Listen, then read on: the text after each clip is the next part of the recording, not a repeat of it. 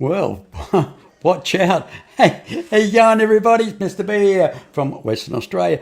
Look, thank you for joining me. Look, I have a wonderful guest on tonight. She's a lovely lady, an experiencer, all the way from Jerusalem, Israel. And I'd like to bring on into the studio right now. Her name is Polly Rotterman. Okay, welcome on board there, Polly. How are you? Mary, I'm so happy to see you. Oh my God, thank That's you good. so Yeah. much for the invite.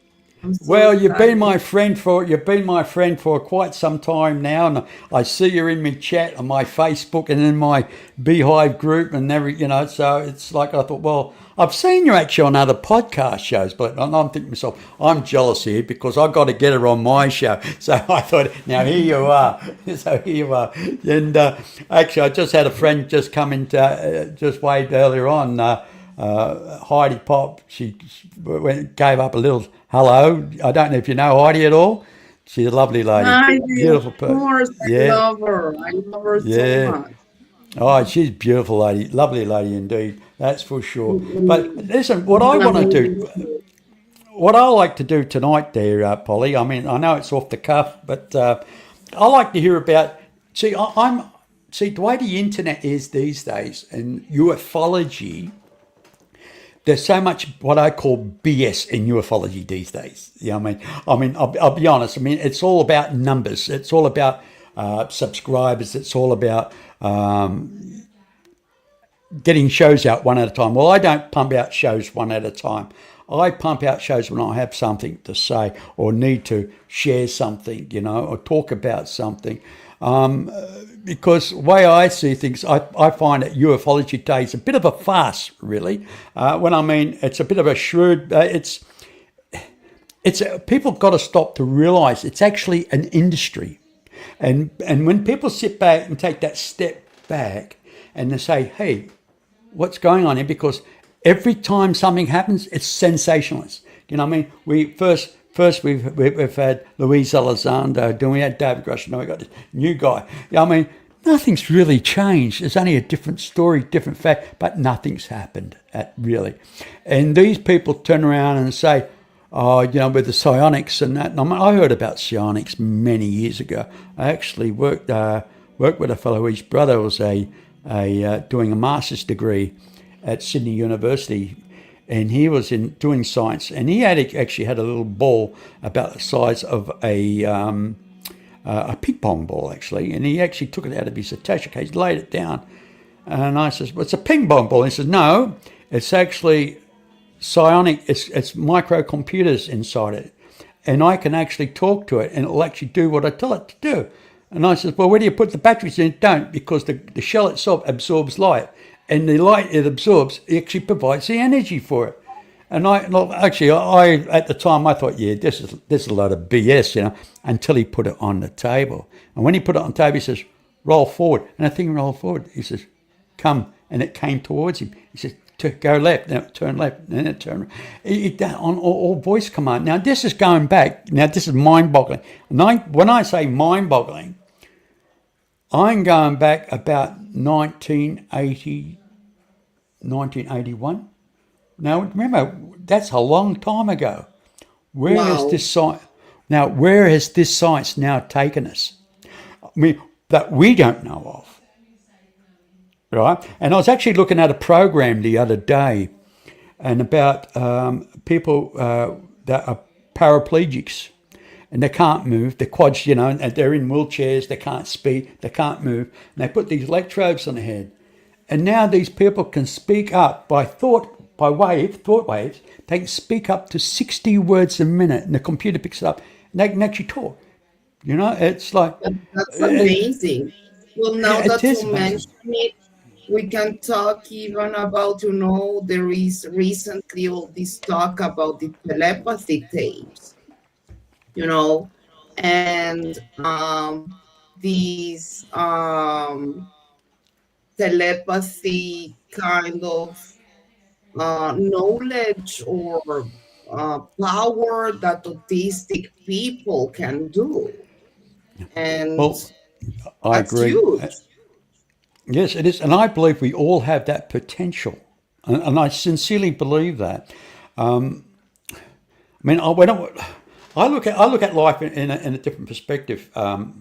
Look, as I said to my friend Dave, I mean, he's got a wonderful show. He has Strange Reality. You know Dave Emmons? He has the Strange Yeah, Reality show. Wonderful man, wonderful man. And apparently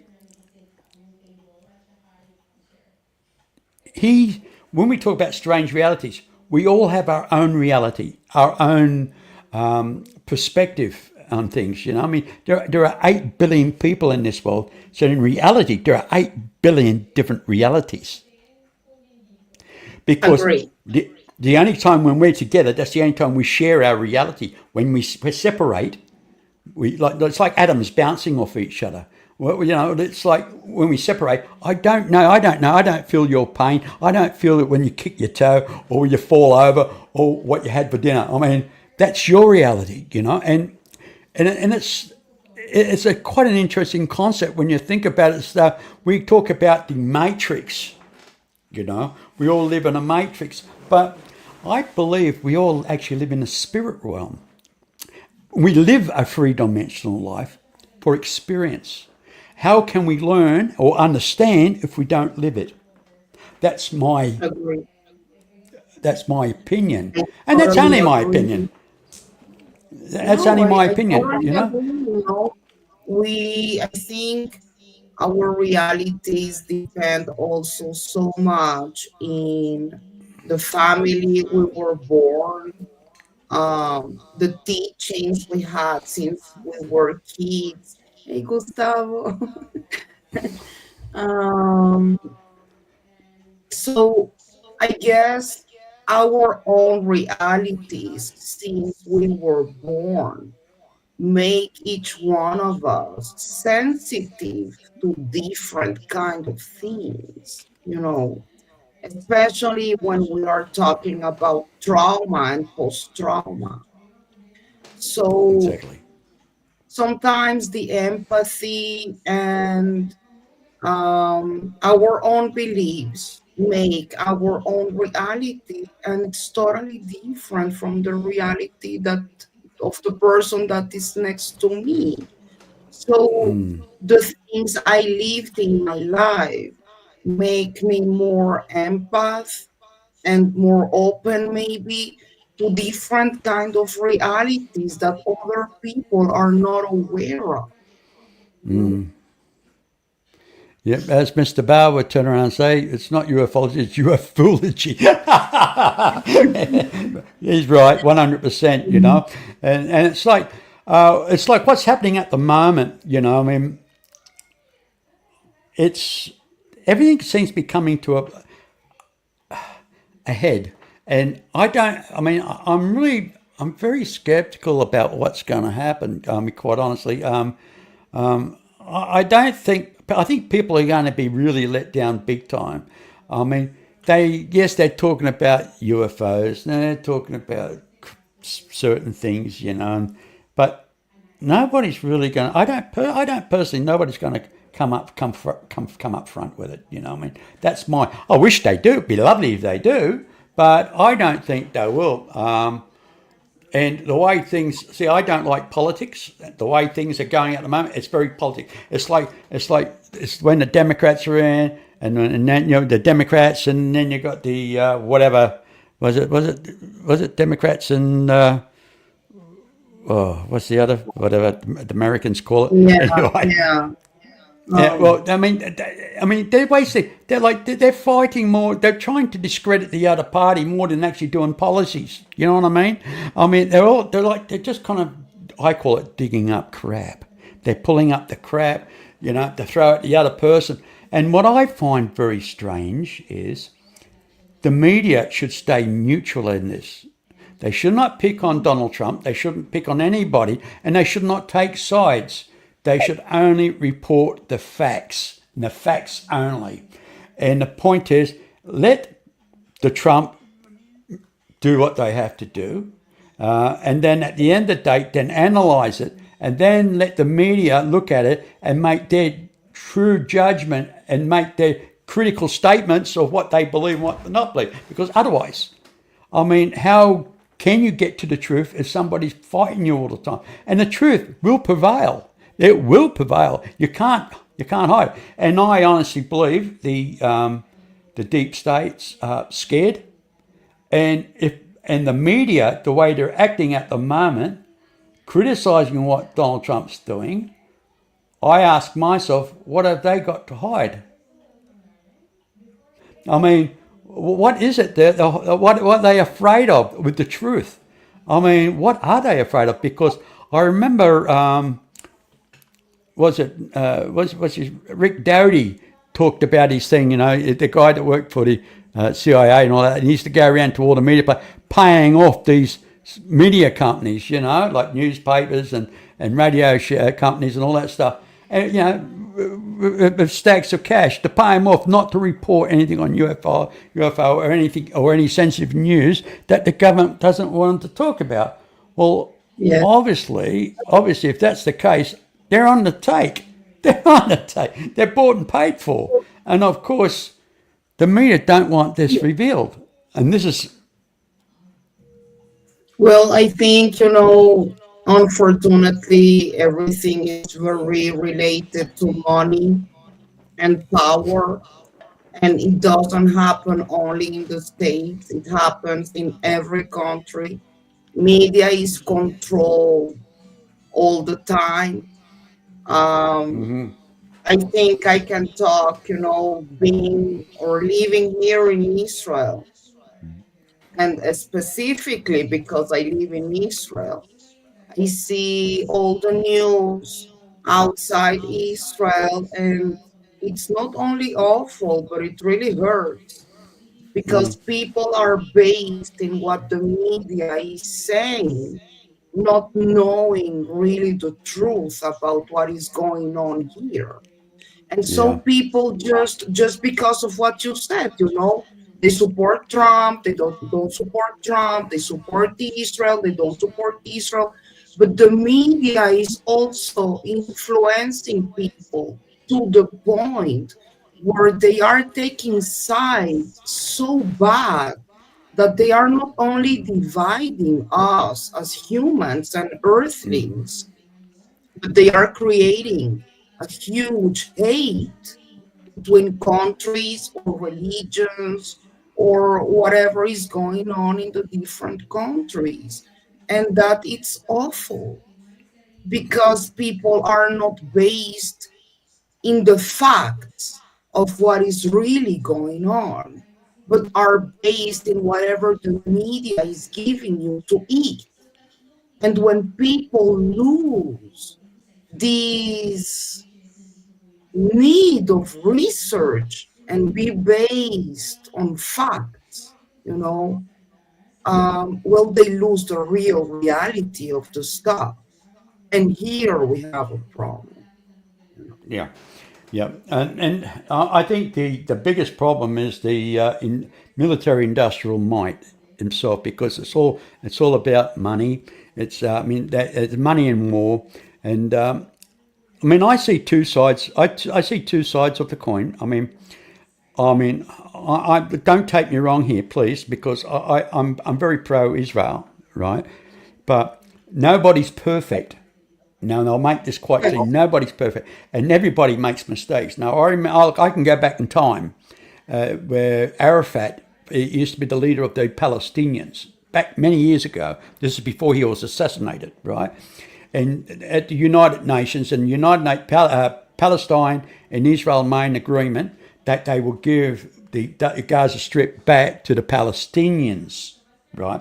They made this agreement, and it was passed on the United Nations mandate.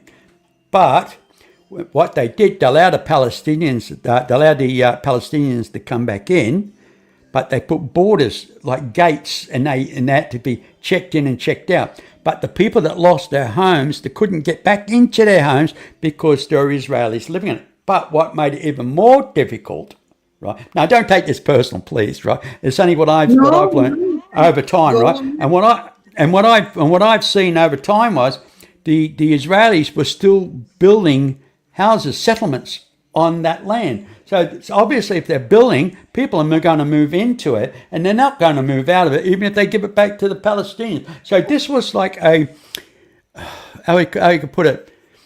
It was to me, it's a boil festering. It's something. It was something that's got. It's once Arafat passed away, it's like everything else went with it, And but as I said, no one's perfect, and I'm sure nobody wants war, and I'm sure the Israelis don't want it, and I'm sure the Palestinians don't. And I think the biggest culprit here is Iran.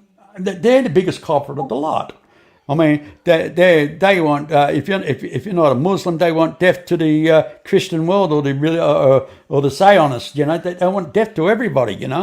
I mean, they think they're going to get 18 virgins, and oh God, that's what I don't know. But, I mean, they're living in a dream Yeah, world.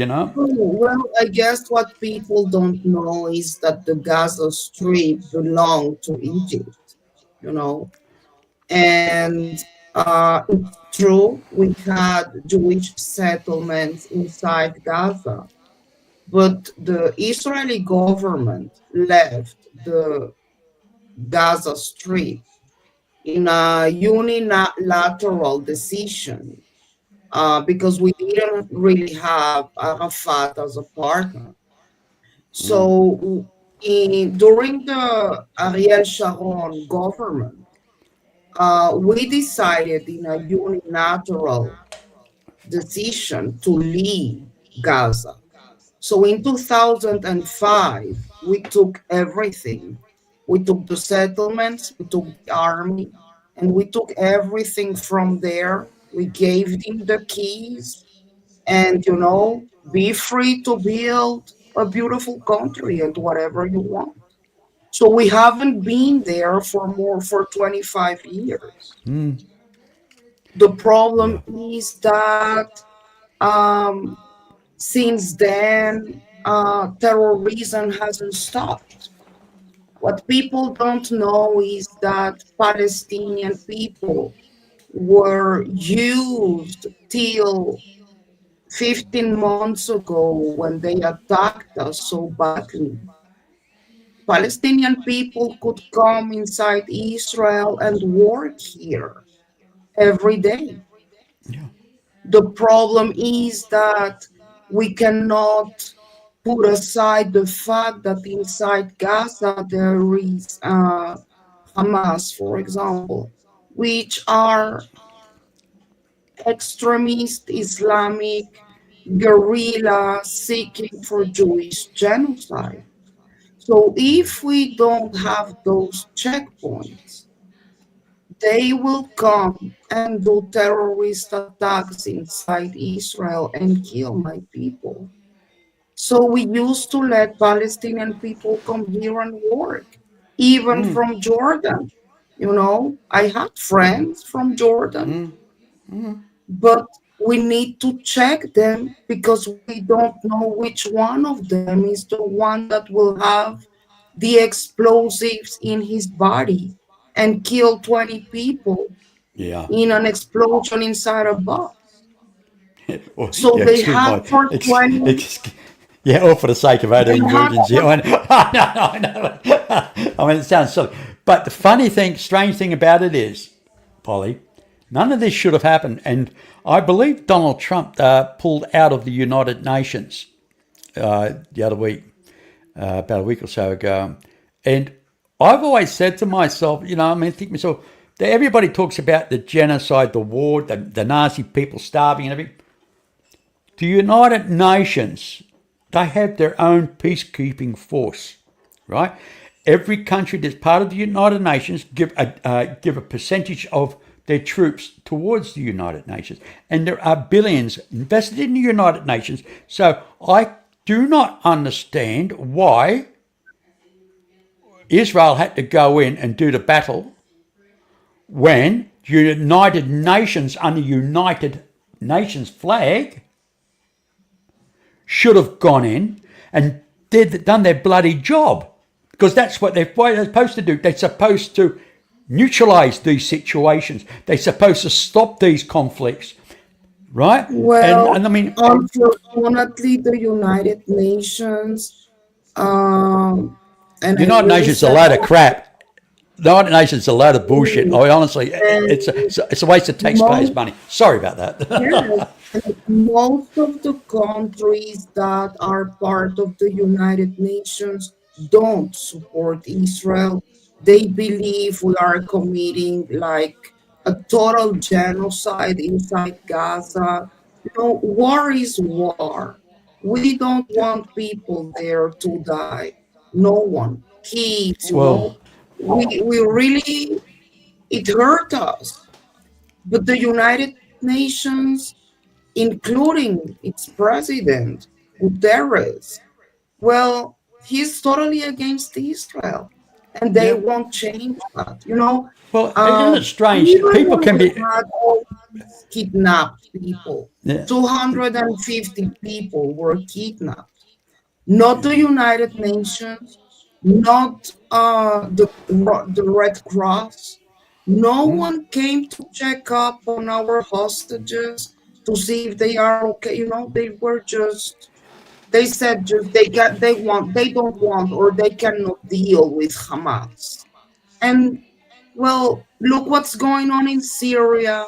Look what's going on in Afghanistan. There are other Yeah. countries that are living in a really tough situation and they are not doing nothing. And what I find So, what I do find strange is like all the neighbouring countries around Palestine, right? Everybody is saying it's genocide, and genocide. But if they don't open the doors to people to yeah. escape this violence, they're actually creating a problem for people. They're saying, no, we're going to keep the doors and we're going to let you die. That's basically what they're saying. And that we're going to let you die, but we're going to blame Israel. Well, that's the exactly I because mean, if you haven't got an exit, you're trapped. If you haven't got an exit, you're trapped. forever That, it's easier to blame Israel. The point is that this is the huge hypocrisy, not only in the Arab countries, but also in the West. yeah. The answer for that is that everyone is saying, you know, we support the Palestinian people, but specifically non-Arab countries willing to receive them, and I'm going to tell you why. The reason is that they know the moment they open their doors, they will get all these guerrillas inside their countries. Jordan, for example, opened their doors to Palestinian people years ago. And what they got is that their prime minister was killed. So they don't open their doors, even being Arab countries, you know, Turkey and whatever, they are all saying we are all from Palestine people, but they don't open their doors because they will get Hamas inside their countries. And no one want that terrorism inside of them. So it's easier to blame Israel and put the Yeah, it is. responsibility on us. Of course. I mean, you don't. I mean, you blame somebody. You don't take the. Yeah, you just don't take the responsibility. I mean, it's like me. Who's guilty? Watching somebody die and do nothing, or the person that's throwing a bomb. I mean, you mean it's you just can't kind of It's make any justice of it. complicated. What's it? Yeah, it is. It's It's a really conundrum as far. complicated. It I is. guess But my message here, you know, Terry, anyway, I wish let's move on. people could understand, like, when you say free Palestine, we are freeing Palestine or freeing Gaza from Hamas. What's actually Those happening? two don't What's deserve to ha- live with missiles and RPGs under their beds. They deserve Right. a beautiful place to live. And that's what we are doing. Palestinian people need Hamas out of their government as their government in order to have normal lives. And we too. I That's agree. my opinion. I mean, yeah, but they're also kind of there are radical Israelis too that doesn't don't Yeah. even want Christians in Israel. You know what I mean? So So you got No, this. that's no. We live all here together, Christian, Muslims. I need to remind you that Muslim people were kidnapped and I thought put the on Orthodox. I thought the Orthodox Jews don't like Christianity. no, not at all. Okay. There are extremists in Israel as there are in every country. Of But course, of course. and I even can say that unfortunately inside my government there are extremists that want to go back to Gaza and resettle. But that Right. doesn't mean that that is the idea of the people of Israel. There are Yeah. extremists, yes, there are. But the majority of people in Israel don't want to go back to Gaza. That's not our goal. Well, I look. I We don't think. want I them don't to think. be free, and we I, want don't- to be free from extremism and I killers, think. you know? That's all. Look. Yeah, honestly, I believe everybody wants peace in life. I mean, we all want that, and I Exactly. mean, the Palestinians. I mean, the everyday Palestinian, the everyday Israeli, just want peace and just get along. Don't want to be able to go to work, come home, sit down with a family, and have a meal. Don't have to worry about what's going to happen tomorrow. I mean, we all want that in life. That's for sure. Anyway, let's move on to a different subject. Now, Let's go. you're an experiencer like myself. I mean, like moi, but I'm very, I'm always interested in other people's experiences. I'm not interested in people's stories because there's lots of stories out there. I mean, lots and lots, Yeah. lots of stories. But I'm more into people's experiences, and I would like you to share yours if you don't mind. Well, how old were you when you? How old when you first had your first experience, and how did it affect you? And not just not just what you saw, but what you experienced emotionally, and how it affect your Yeah. life afterwards. Because I know when I had my experience, I mean, I don't want to talk about myself really, but the point is, when I had my first experience, I honestly believe I had a near-death experience, and it was, and I carried that with me right up from 1974 right up to about 2002. Then I started reading other subjects and other things. We didn't have MSN Messenger and YouTube and all that stuff back those days. We had what they call Yeah. bulletin board. We had dial-up bulletin boards. We used to go to read stuff, and then Yeah. when I started reading stuff on the bulletin boards, I was like, oh shit! I related to everything I was reading about Nordics and about other things, and it kind of blew my mind. And for years, I believed I had a near-death experience. But once I realised my whole life changed because from 1974 for at least a couple of years, I suffered with chronic anxiety. And I was a super fit bloke before it, and all of a sudden, on the average of twice a week, I'm having panic attacks. I'm laying down on the tile floor, strip off all my clothes, lay down on a cold bathroom tile floor, and sweating profusely, my heart pumping out of my chest, like a real panic attack. And for years, I did not know, a couple of years, I suffered with that. It literally changed me who I am as an individual. And people say, "Oh, yeah, crazy," I mean, you talk about it, and when you come to realization, you find yourself. I feel like a misfit.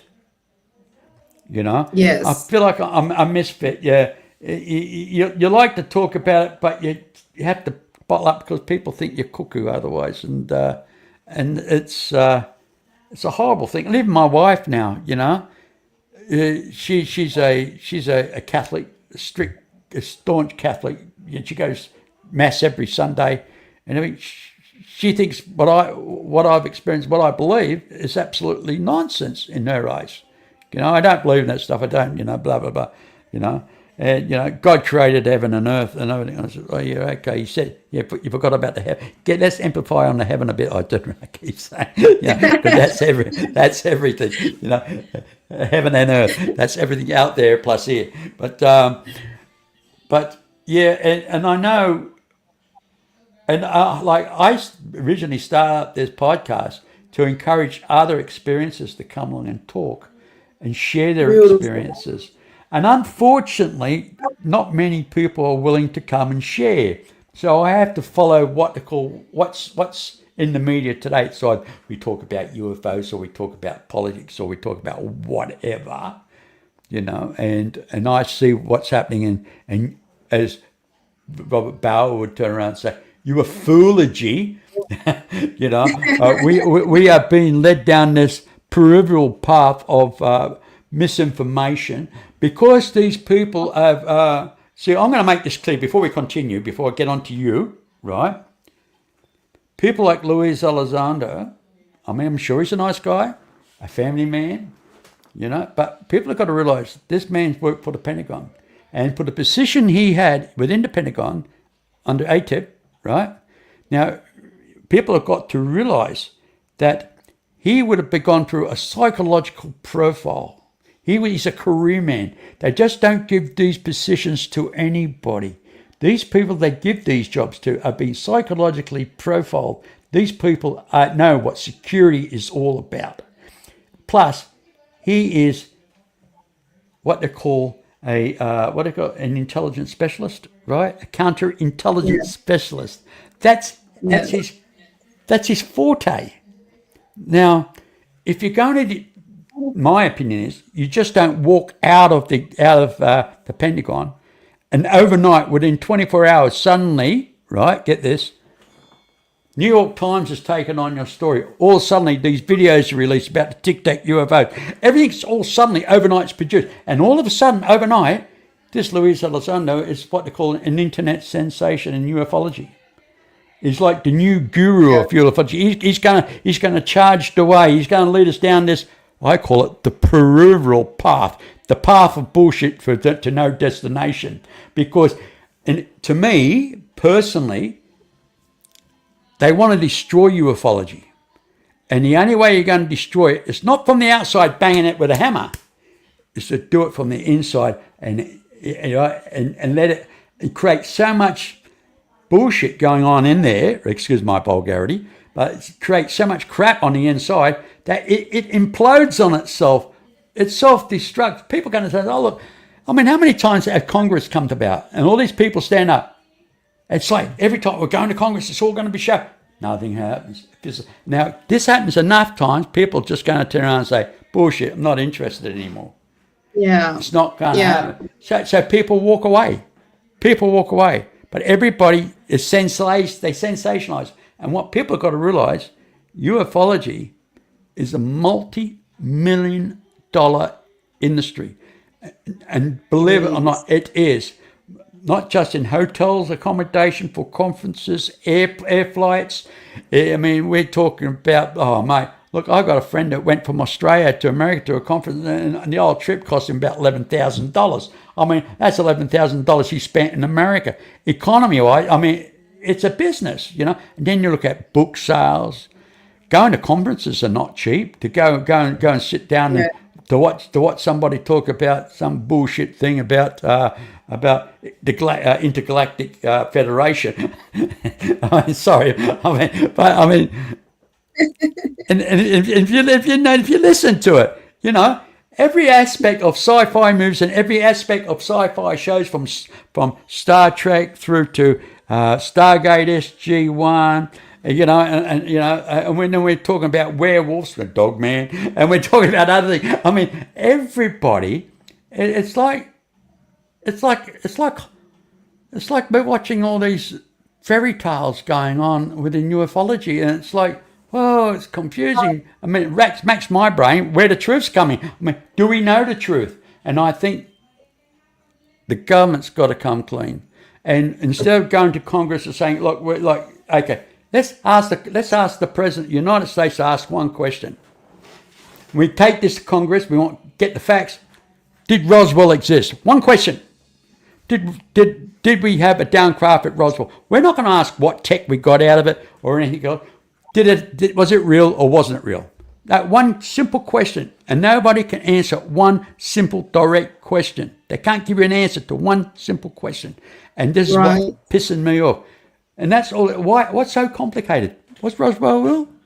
Was Roswell? Did it really happen? Was there a down UFO? Hey, I don't want to know how many bodies. I just want. First question is, was it real? Did it happen? If they say yes, okay. Now that opens up another door. Was there alien bodies? That'd be the next question. Another 6 months or another year down the track. There's another question. Yes, we can stretch it out over time, but let's get these questions answered. One Exactly. at a time. Don't have an open book saying, "Oh, did you ever see that thing on where they go through and say you start reading, it's confidential, and you start reading, oh, that's confidential." I'm not interested in that crap. I just want one simple question being answered. If I ask you your name, you're going to give me your name. If I tell you what job are you in, you can tell me what job you're in. Can you tell me was there a crashed UFO? I don't want to. It's not for me Yeah. to say at the moment. I'll holler it. You know what I mean? Who's going to say it? With a Yeah. presidential order, you can say, tell us the truth. We want the truth. We want it now. It's the voice of the people. We want it now. We don't have to go into the Well, detail. I mean, there are certain things I that got to guess stay I guess classified. I guess what is going on is that well, sometimes I studied journalism and social communication, that well, I couldn't work here as a journalist because I studied in Colombia, where I was born, and I needed to make again the title here, so I didn't have the time for that. So I'm using my journalism to investigate all the ET phenomenon, just because I had my first experience when I was 7. What I can see in the news is that you see all these titles like, um, there is this, how do they call them? Experts, about this phenomenon. Well, no, there are no experts about this phenomenon because no one really knows what is going on, you know? Now, we try to rely on people, for example, that were inside the government, maybe to get some answers when we know they won't give us the answers because they were inside the government, right? Um, and it's also become of, as you said, money, and just making podcasts, and well, it just confuses the whole thing.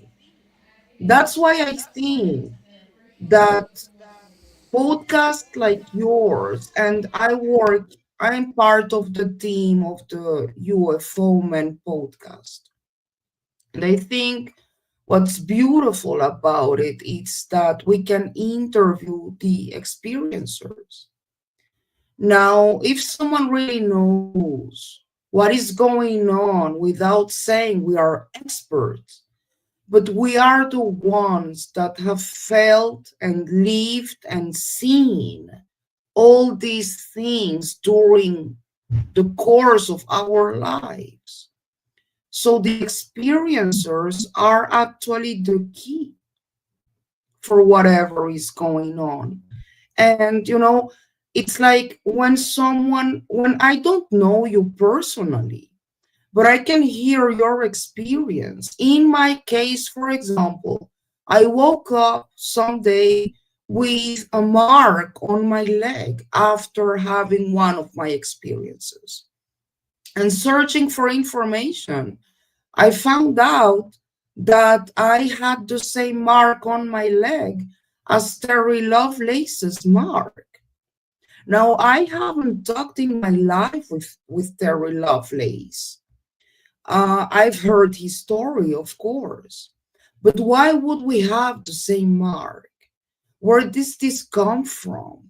So we can share and compare our stories and understand that we are not crazy, that this is really happening, that Yeah. the government is denying a lot of things that we as experiences and our as experiencers know that are a fact.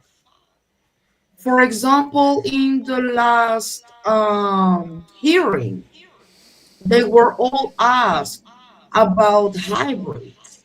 Do hybrids exist?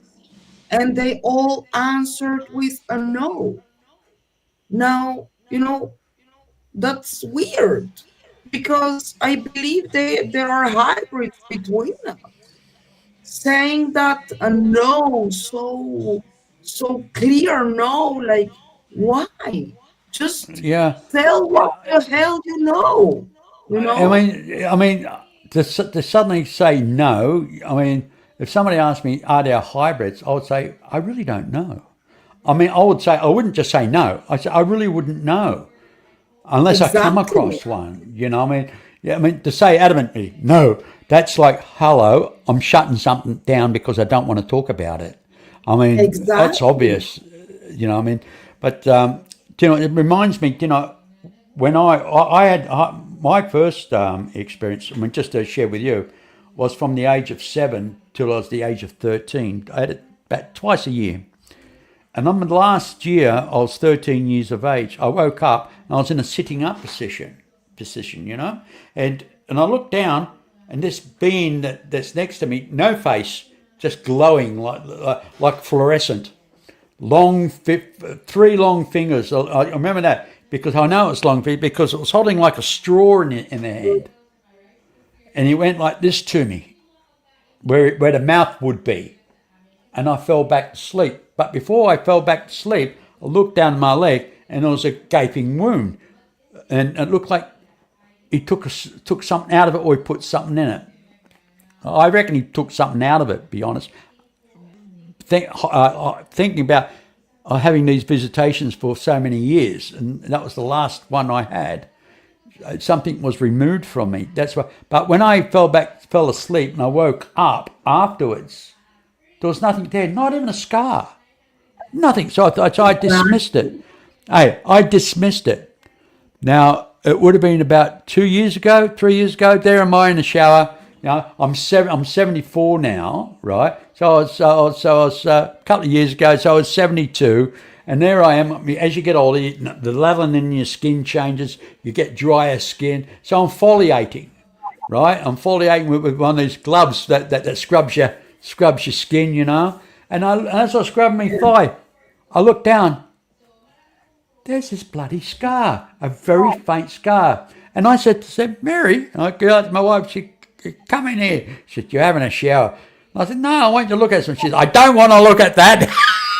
And I said, no, I don't want. I said, no, come and have a look. I want you. Is this a scar? Can you see a scar? And she came in, she looked at it, and she said, yeah, when did that happen? I said, you wouldn't believe me if I told you. But suddenly, with older age, as the skin changed, right, the scars suddenly appeared, and it's very Yes. and it's actually a white little scar compared to the rest of the skin, and it's literally about, what was it, 3 inches long. And I mean, how can something like that suddenly disappear and appear? I mean, duh, Yes. you know. I mean, Exactly. it's mind-boggling. It really is. And Yes. yeah, and because when things like that happen, it makes you every hair. When you see things like that, every hair on my neck and every hair on my body stands up, and it's like somebody's walked over my grave. You know what Yes. I mean? Yes. It's overwhelming. I remember when I saw my mark, and it Hey, you looks better like say you better. Hey, Polly, you better say hello to Heidi. my Heidi, mark, Heidi, she loves you, Hi, Heidi. She loves everybody, Heidi. she's a Oh, it's sweet such a lovely one. lady. She really is such a lovely lady. Yeah, but But yes, so we've all go through. So tell me a bit more about your experience. I mean, I just waffle on about my own. I didn't have no intentions of doing No, that, it's but beautiful. I love it. I love it hearing other people's experiences. It's so important for me. Well, mine started when I was 7 years old too, and I've heard that seven it's a key number, you know. right, Um, okay. Never knew that one, but okay, I'll take that on board though, because yeah, turns because out that seven my good is like usually the first experience. my good friend who passed away not so long ago, John Yost, he was a very good friend of mine, lovely man. He had exactly the same experience as I had. We actually spoke personally, aside offline, on the phone, and he saw exactly the same being I seen, experienced the same things, and yeah, and he was just again he was also seven as well, so I believe so.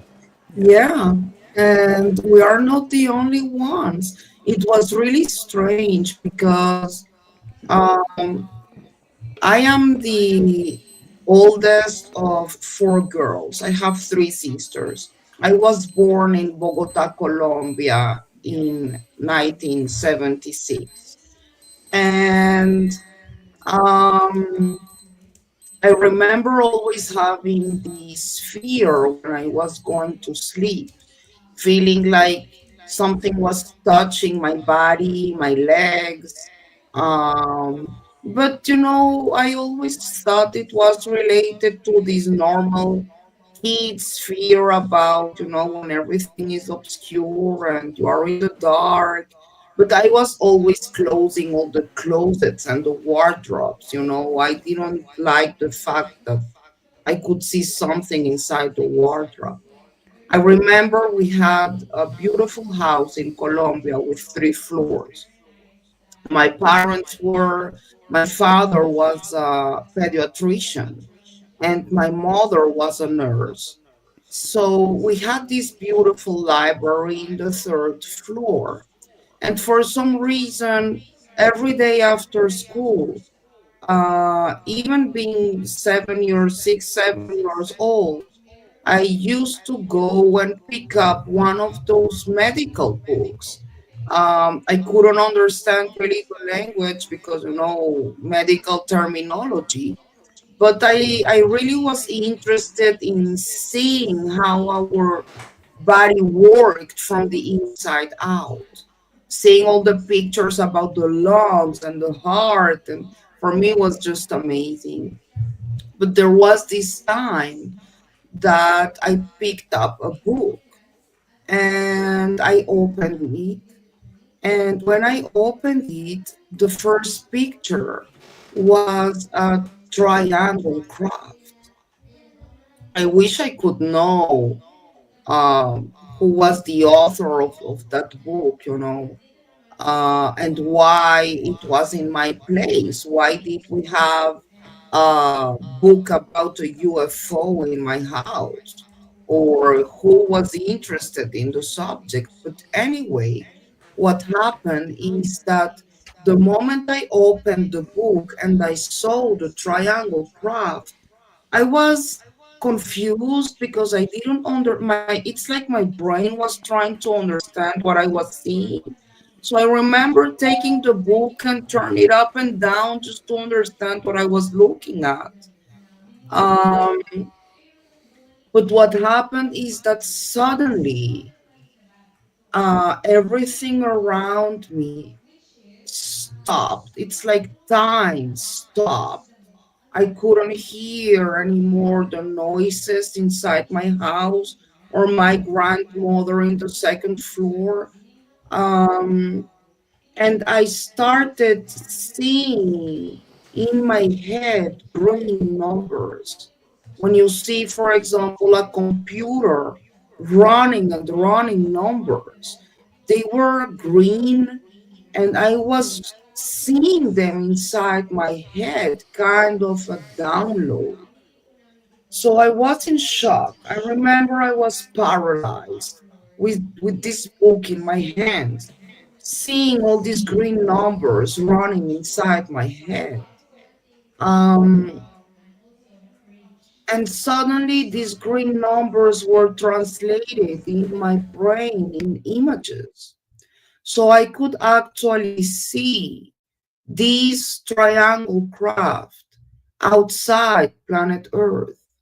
And so I had kind of a telepathy message that was really spoken like in a really simple language for this little 7 years old girl.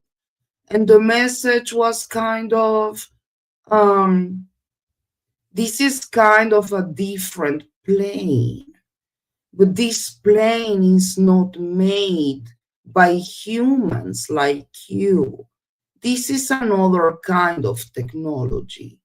We live here in this universe. Or we are watching on you. We are here with you, but we are another kind of humans. That was kind of the message. Back then, I could not understand what the hell was going on. After these images stopped in my brain, the whole download stopped. It's like time came back again. I could hear again all the birds and my grandmother, and so everything was moving again. And I was having I was trying to breathe, trying to understand what happened. I remember I just sit down and I said, okay, what the hell happened right now? Because I never felt something like that. So I said, okay, maybe this was my imagination. And, I probably will hear my friends at school talking about something like that. Or maybe my parents, or maybe I will go outside and see a plane looking like a triangle. Or maybe my parents will talk about it, but it never happened. And I guess as a child, I decided that this was probably my imagination. And I didn't talk about it with no one ever. Which, when you were talking about my feelings, I felt really lonely. Um, alone with this experience, not understanding what happened. Maybe I was going crazy, you start wondering, even being so young. Maybe, maybe I'm crazy. Like, Yeah, what actually, happened? look, I went through the same thing. Like the things I found. See, there am I. It was a Friday night. I know it was a Friday night because we had what they call CYO. That's a Catholic youth organisation. My mum used to do what they call the tuck shop, where they serve drinks and things for the youth group, right? So we go there. And in my generation, when we used to go to youth groups, we learned how to do ballroom dancing and stuff like that, well, forced to do it. That's all. Yeah. Anyway, it used to go from about 5:30 till 9 o'clock at night, and of course we only lived about 15 minutes walk away from the actual church, the church hall, and of course Mum and I were walking home together. My brothers were following behind us, and my mum took her glasses off and she says, "Oh." I was 7 years old at the time, believe it or not. And she looked up and said, "Am I seeing two moons?" And I looked up like a young kid. "Yeah, Mum, I see two moons." And of course my brothers came out and said, "Hey guys, there's two moons." And they look up, and there's nothing there. And Mum said, "Oh, it's just our imagination." But by the time we got home, my father's there at the front. Said, "Where the hell have you been? You should have been home by about quarter past or 17 minutes past 9." He says, it's 10 to 10. Where have you been? Mum says, "Oh, we must have been just carried away with it. We never thought about lost time, right?" All of us. Anyway, Yeah. Mum says that. Anyway, Mum turned on we didn't have a TV those days. That was 1957. We had a radiogram, a big thing, a big valve job, had beautiful rich sound to it. Mum turned on the radiogram and there was this, I remember there was a cowboy, I'm not sure if it was Roy Rogers or something like that, or a radio show or some anything like that. Anyway, apparently there was a Yeah. news place saying strange lights being seen over Sydney, and Mum said, "Oh, we must have seen something for sure." And anyway, she says, "Come on now." She says, "It's late now. Go to bed. Go to the bathroom. Wash your hands, face. Go to the toilet. Brush your teeth, and go to bed." So off I went to bed. Now I woke up in the middle of the night. I don't know what time. So it was late. It was early hours of the morning. I woke up. I don't know what woke me, but I saw this glowing being walk into the room. This is my first visitation. And I used to share my bedroom with my brother, and my brother was in the bed to my right. The door leading into the room was on the wall my bed was up against. So basically, it was in front of me to the left. And I saw this glowing being. It would have been about 4 foot, about my height as a 7-year-old, right? He walked into the room and he walked between the bed and he stood over my brother. And I know because I had to twist my head to stare at what the hell's this. But when it turned around and walked towards me, I screamed and shouted, yelling out, "Ghost." Within moments I'll say within moments, my father was there in the room. And my father said, "What's going on? What's going on?" And I said, "Ghost, ghost." And he said, "No such thing as ghost." My father's an ex-Royal Marine commander, very, very strict man. Never raised his hand to us, but he can kill you just with a look in his eye, you know what I mean? Says, "Settle down, son. Hey, don't let your Yeah. imagination go old. Be a man, suck it up, go to sleep." Anyway, so I said, "Yeah, okay, Dad," and I kind of let it go. And of course, I had these visitations to the age of 13, as I said. But years later, a couple of years before my father passed away, I said, "Dad, do you remember?" He says, "I hear, son. I know what you're talking about. Yes, I saw it. I didn't want to admit it because I didn't want to upset your mum." And I said, "What do you mean?" He says, "You're only young. 2 weeks before, your grandfather passed away in our house, Oh my God. right? And you start yelling out ghosts. I didn't want your mum freaking out over it, right?" Wow. And he says, "I did see what you saw, but only lasts for about a split second. And it just, as quick as I saw it," he says, "it just went as quick as a blink of an eye." He says, "I tell you." He says, "I don't know what it is, son, you saw, but it wasn't your imagination." So, okay, so after all those years, 50 odd So it years took of, years for a confirmation. yeah, yeah, he did see it. But I mean, I don't know why he didn't come up to me later on and says, "I did see it, son. But don't worry about it. It didn't hurt you. I mean, Amazing. yeah, Well, I I wish he did. I didn't wish he really did tell have me, but no one to talk about it.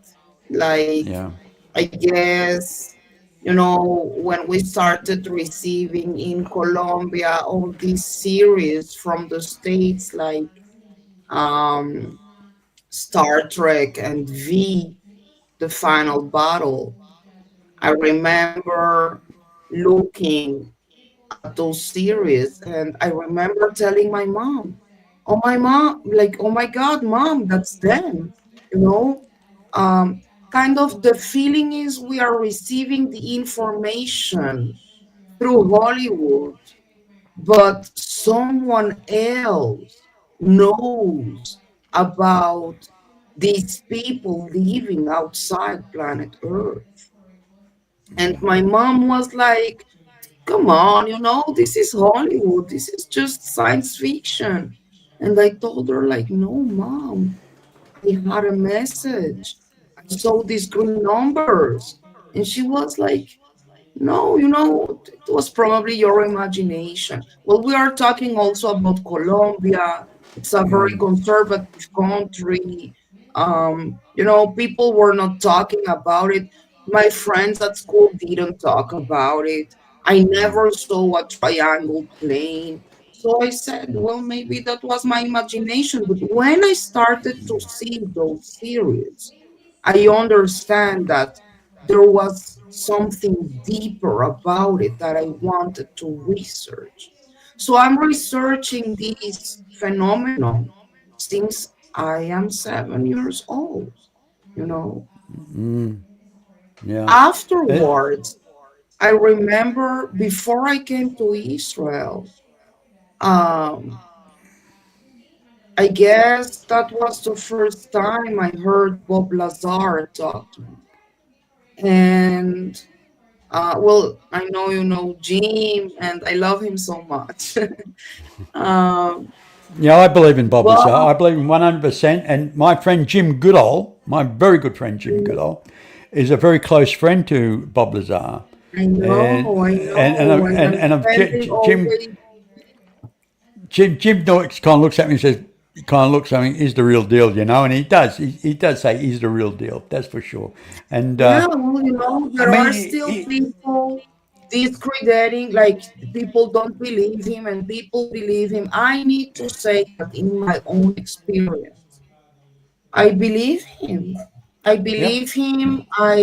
He was a confirmation for me Well, he's not that in it. Look, he's not in it for the money, right? He is a success. I mean, in his career, he's a success within himself. He doesn't need this shit. I'm gonna excuse the expression. He doesn't need all this kind of guru stuff, you know. I mean, he just wants to be left alone, and that's what I believe exactly, that he wants to be left alone. exactly. And at the time, I feel at times he does these things like these documentaries just to get people off his friggin' back. Now let's get it out. Okay, so now leave me alone.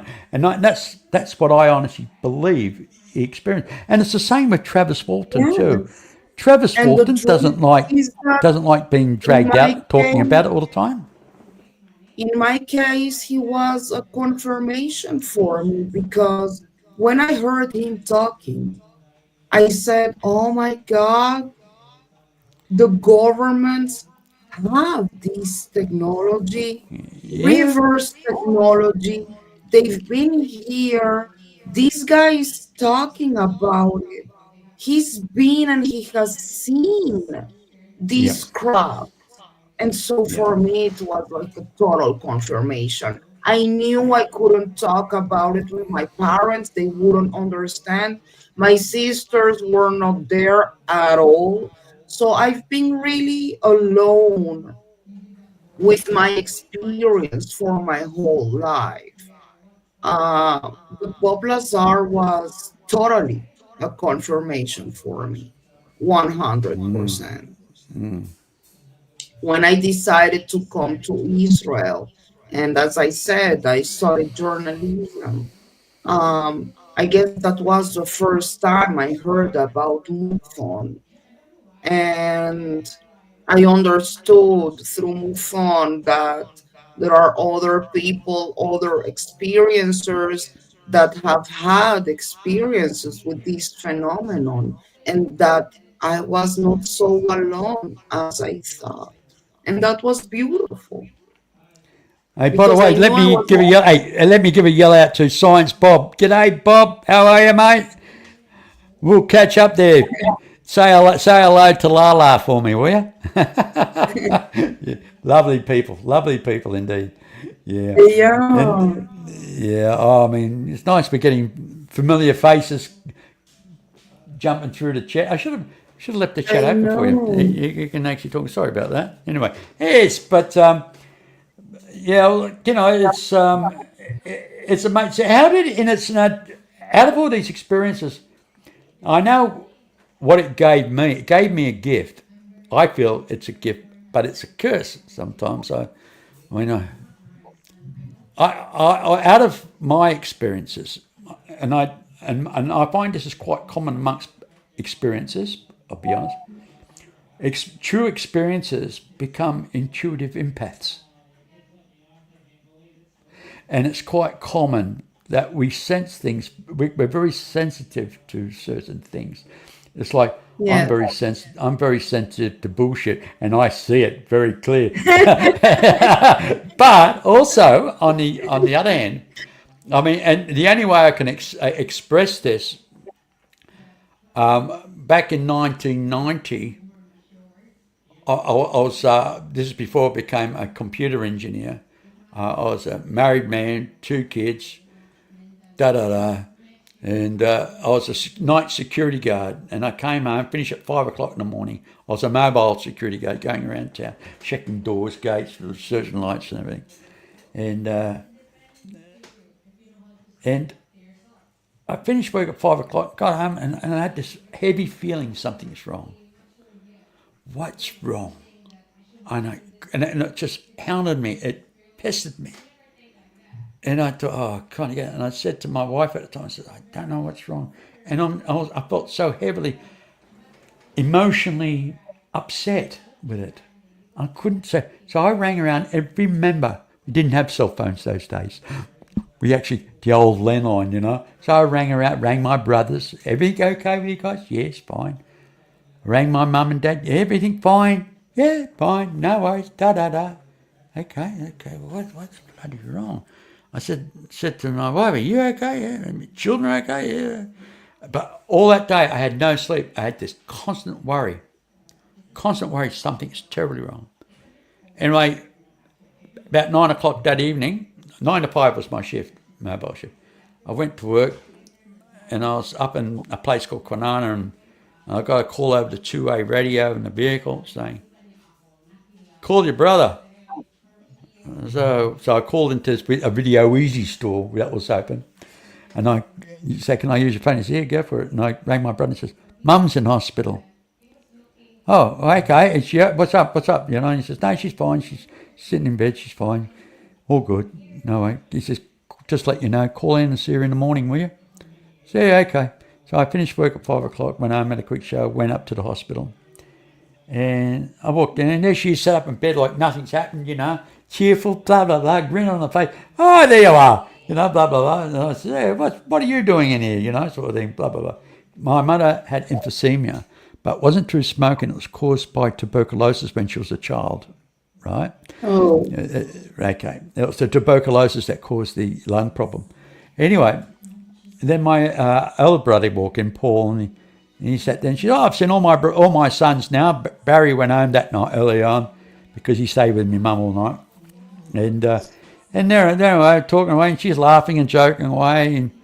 And after about 15 minutes or so, she says, I'm feeling tired. I think I'll have a rest. You know, and I said, okay. So I got she had these 3 pillows, so I came up and lay them that way and one that way sort of thing, put them behind her, and I put my arms on her and sat her up into the pillows. And she's very long. My mother was only 5 foot nothing, and she weighed no weight in her whatsoever. She's, you know, tiny lady.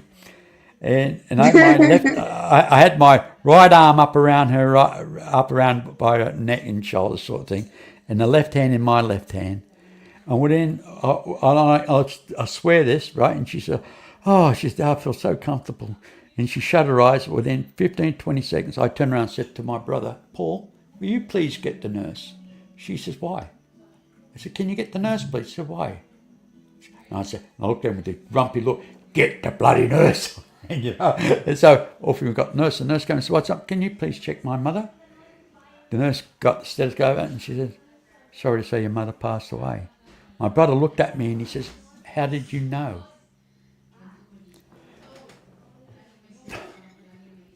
I felt her.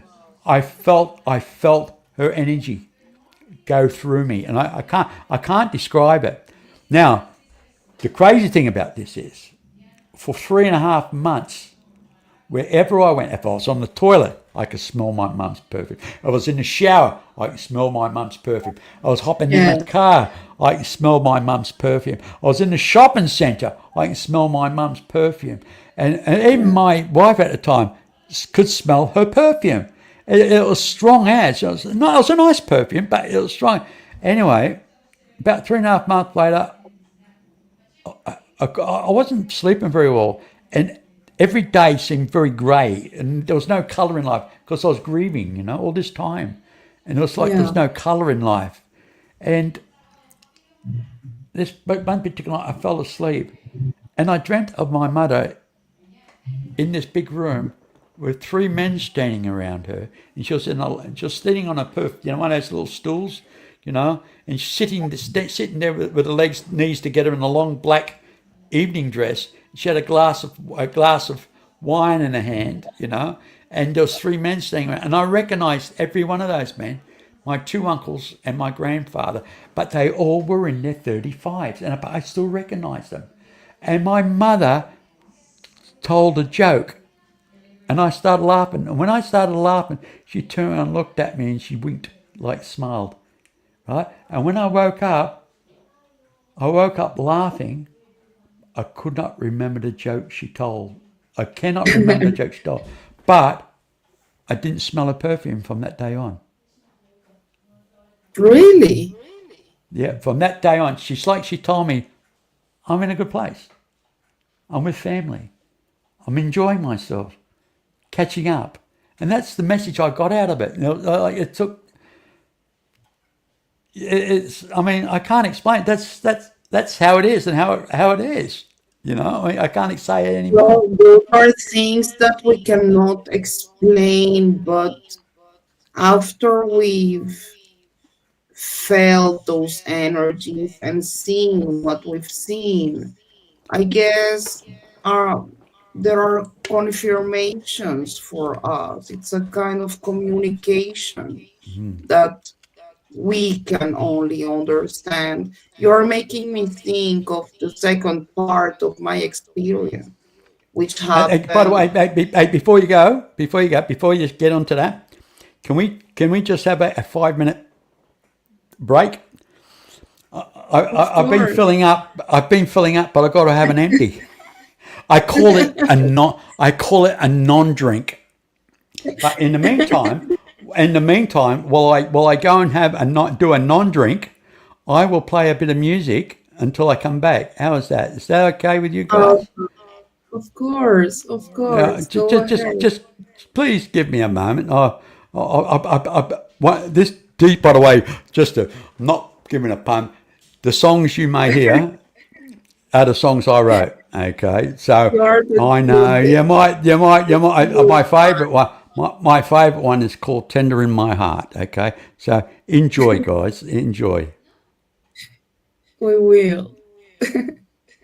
See you in 5.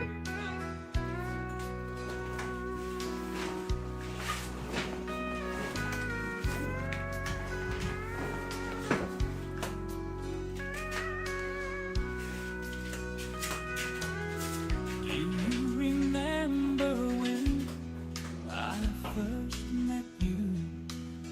You quickly smiled and walked away.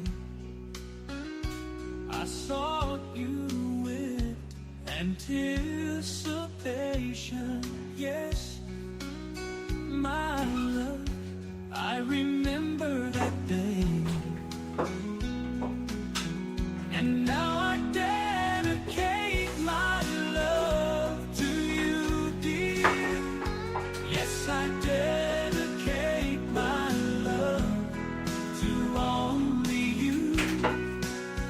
For it's you that's in my heart now. And forever. It's a love, my dear,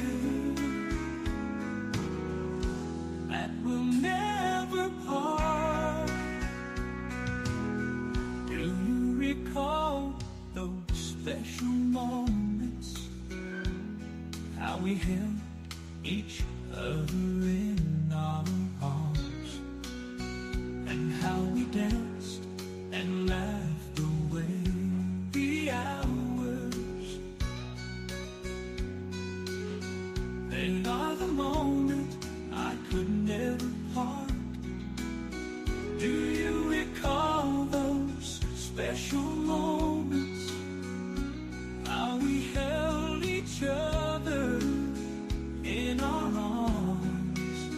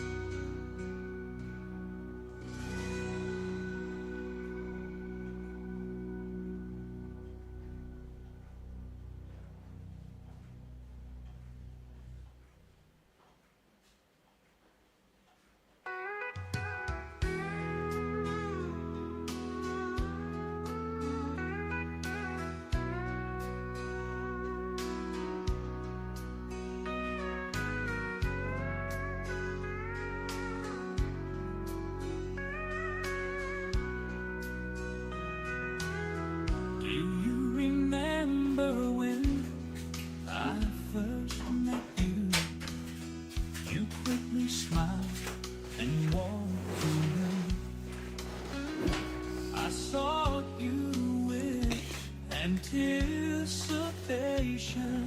Yes, my love, I remember that day. And now I dedicate my love to you, dear.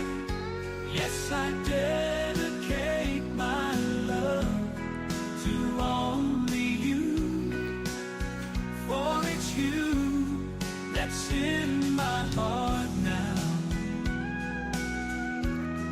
and forever.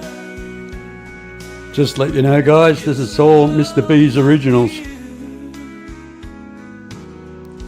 That will never part. And this one's called Morning Sun. Try that I see one. the love within your eyes. I see the warmth within your smile. It radiates like the new morning. Love it. Sun. Hey. My songs, I can't. I mean, I'm very vain, you know. Love it. Love it. Oh, I love it. I can hear this forever. By the way, guys, I can play all this on the guitar, believe it or not, but these songs, they're my lyrics. I picked the style of song, but basically it's helped the end product is done with AI, artificial intelligence.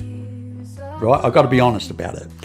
But I picked the style, the tempo, and the lyrics are all mine. So yeah, I hope you guys enjoy it. Anyway,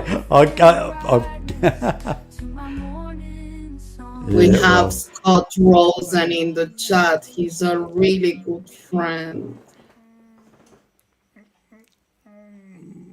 What was that? I Sorry. beat him all the time. I love him so much. Who's this? Scott Rosen. Yeah, An well, if Scott, amazing guy. if Scott wants to join us, tell him, hey, Scott, if you want to join us, come on in. Because if you look further up within the chat, you'll see a link. You can come and join in if you want. He's amazing. He's just Well, amazing. okay, I'll put another link in if you want. I mean, I don't know the guy. If you say he's amazing, it's good enough for me. What I'll do another invite. I'll do another invite, and copy, and I'll put it into the chat. Copy that and click in the chat. You are the and- sweetest. Well, why not? If he wants to come and say hello, give this old man a hard time. Okay, there it is. So it's in the chat. So there you are, Scott. Click on the link, mate. Click on the link if you can see it. Half man, half amazing. You're amazing. I love you guys. Really. It's all about You're a blessing in my life. I love you so much. it's all about having fun, isn't it? Eh? It's all It about there, has to Scott. be. Yeah. Well, look, when you believe in something, you know. I mean, I'm not. Look, I can tell you now, I'm not in it for the money. There's no way you're not going to make $1 out of this. Actually, it cost me more out of my own pocket. I mean, to actually run StreamYard, it costs a fortune. Small, not like really, about $400 or $500. But you know, and then you got your system, your microphone, and everything else. But don't set yourself up. I mean, there's no gain. I mean, I'm not in it for the money. I'm in it for the cause. It's what I believe. And Exactly. and I appreciate any support. I mean, I'm not talking financial support. I'm talking about followers, people are willing to listen to what we have to say. And you know, look, I can go off the beaten track. I mean, like, hey, mate, I talk about everything, nothing. I mean, Well, when this you're is 70 about consciousness, you know. yeah. The more we talk about our experiences, we are expanding consciousness, even for the non-believers. I Hey, guess Scott, our hey, points of- Scott reckons he's a shy man. Is that true? Is that true? Is he a shy man? Come on, Scott. Hey, mate. Hey, listen, mate. I'm not Superman either, mate. It's all fun. It's so about funny, having. and It's he's about got so it's, much knowledge. it's about having a chat with friends. I mean, that's what it's called, Mr. B and Friends. We get here, we have a chat, talk about. Hey, your opinion could be different to mine, and I don't take offence. You know what I mean? I don't take a gate either, but I don't, I don't take offence. You know, I mean, Well, we we all should. supposed Well, as we all long we supposed to respect each other, we are allowed exactly. to have different opinions and beliefs, but just respect each other as a human being. Well, my views change every day. If facts present itself, I will change my mind and change my opinion. I mean, it's called learning. It's about growing, and that's what That's it's how we about. You know, grow. Exactly. exactly. If Exactly. you've got a closed mind, no, no, I believe in this. No, no, no, da, da, da, and I said, okay, you know, well, if, I mean, I've had people. I've taken a lot of criticism over my days, and I've got a thick skin. Don't worry. I mean, the amount of people that turn around and says, "How can you post this? How can you post that?" And I said, "Well, I'm not telling you what to believe. I post stuff even if I look. If I think I have 5,000 people on my Facebook page. I'd say it's max, and then I've got a Beehive group, and it's constantly growing the Beehive, and people say, don't you realise this is crap? And I says, yeah, I realise some things are crap, but it's not for me to tell you what to believe. You're an adult. Make up your own friggin' mind, you know? I'm not going to tell you what's Exactly. real and what, I'm not going to tell you what's real and not, because at the end of the day, we've got to, I say we still have a certain amount of entertainment value, right? But you got to look through you got to look through the bullshit. How can you identify the BS if you don't confront it and deal with it? You know, Exactly. exactly right. You know, it's oh, Exactly. I mean, I wish people could understand that we don't need to kill each other because of our opinions. Just be respectful. Believe in whatever you want to believe. If exactly you right. have a God, if you believe in whatever religion you believe, it doesn't matter. Just be respectful. That's Yeah, you know, it's like when it comes to politics. You know, you get these people. I mean, I see it all the time. I mean, no offense to our American friends, you know, but they really do take things too much to heart. You know, I mean, just because somebody believes Biden was right and Trump was right or whatever, they shouldn't become enemies. Well, wait, a nation should not be divided exactly. just on politics. You know, made a good man, made a good man win. You know, whatever. You know, see, what I feel at the moment. I mean, I think Trump is doing the wrong thing too quick. The things he's doing, yes, he should do it, but don't go in like a bull in a china shop trying to prove the other side was wrong and being corrupted.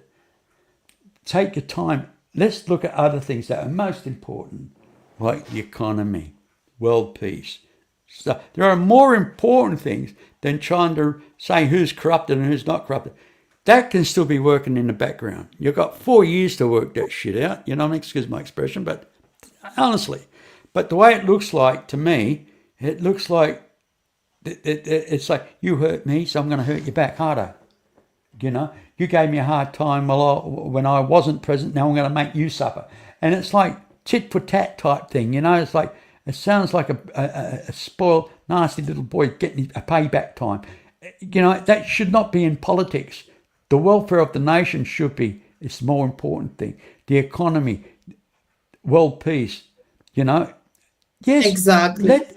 let these other things go, but and the media stay out of it until the And facts are what presented. people don't realize is that by taking these extremist position about even politics, we are only dividing ourselves. You know, I guess, after my experience with the extraterrestrial phenomenon, I guess my message all the time is that we need to understand that it doesn't matter what you believe in. We are all earthlings. And if we don't realize that we should hold hands instead of dividing ourselves by media and power and money and whatever, the world won't change. And we Exactly. want to create a beautiful future for our next generations. But if we continue dividing ourselves because of our own beliefs, we are just seeking for human destruction. And that's Yeah. really sad, you know? I think one of the most saddest things, Polly, this world has. I mean, I look at industry within itself, right? I mean, I have seen, like in Europe, with the European common market, right? And that's not just with the common market. I think every country goes through this. What they call you got new season stock coming in, right? So you got new season stock of beef, you got new season stock of lamb, new season stock of vegetables. Now everything that's in logistics and frozen gets carted out and burnt and destroyed. Why? They won't give it cheaper. They won't sell it cheap, right? Because it'll knock the price out of the goods.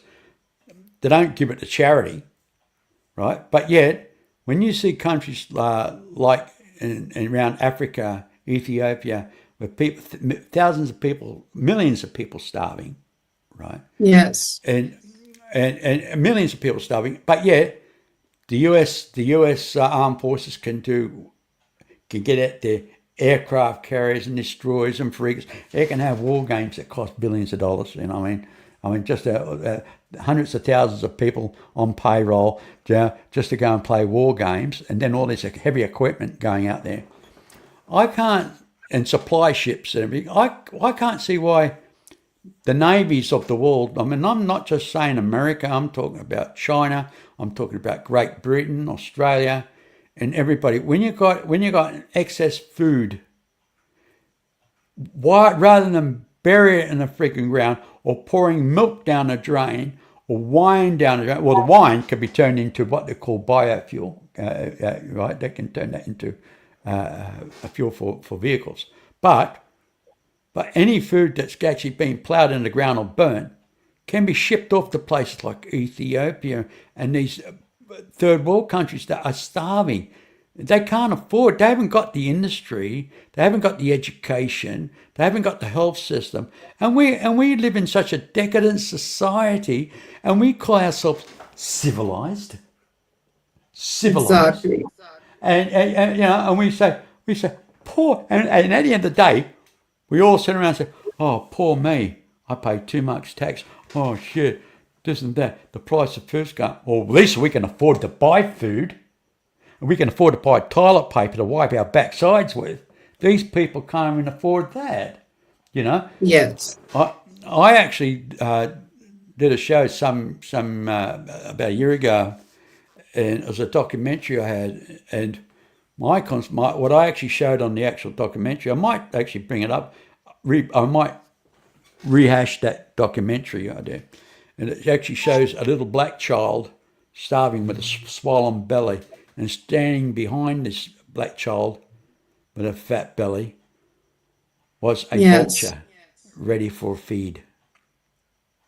The vultures are being fed off the carcasses of the dead.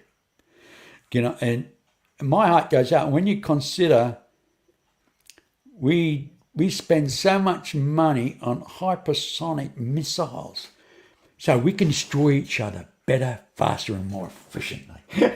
Yeah. How wonderful. And we call ourselves intelligent. Wow.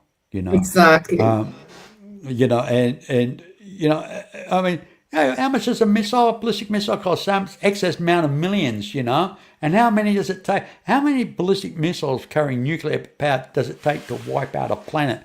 I mean, I'm sure there's more than enough in one arsenal to do all that, rather than have new ones coming along that work faster and better. You know, in other words, we're on the Yeah. road of destruction. We're on the road of hypersonic destruction. That's basically how I look at it. And we call ourselves Yes. intelligent. We call ourselves intelligent. Oh, there's somebody's coming. Hey, guess who's joined us? Guess who's coming in to say hello? Polly. It's so Ta-da! sad. G'day, Scott. How are you? Hey, Scott. Hello, Mr. B. Pleased to meet you. And babe, delighted to meet you. Welcome to my crazy circle, my friend. Thank you for inviting me. Oh, So hey, great it's a to pleasure. see you. Hey, I'm always an open door. Anybody wants to shove in their 2 cents worth to say it's good for me, mate. It's good for me. We're all about honesty and opinions. That's what we're about. Okay. So I love So it. we're about. Honestly, I was in bed nursing my hangover. I got some day old espresso. Oh yeah. Hey, well, guess what? Yeah, I've been it brewing. tastes like death. I've been brewing up my hangover. Hair of the dog, huh? Oh, man, Jack Daniels, mate. Yeah. Why not? Why not? So whereabouts are you located? Yes, north, south, what? In the States, whereabouts, mate? I am in the exact center of the United States, Okay, that's good enough. That's enough.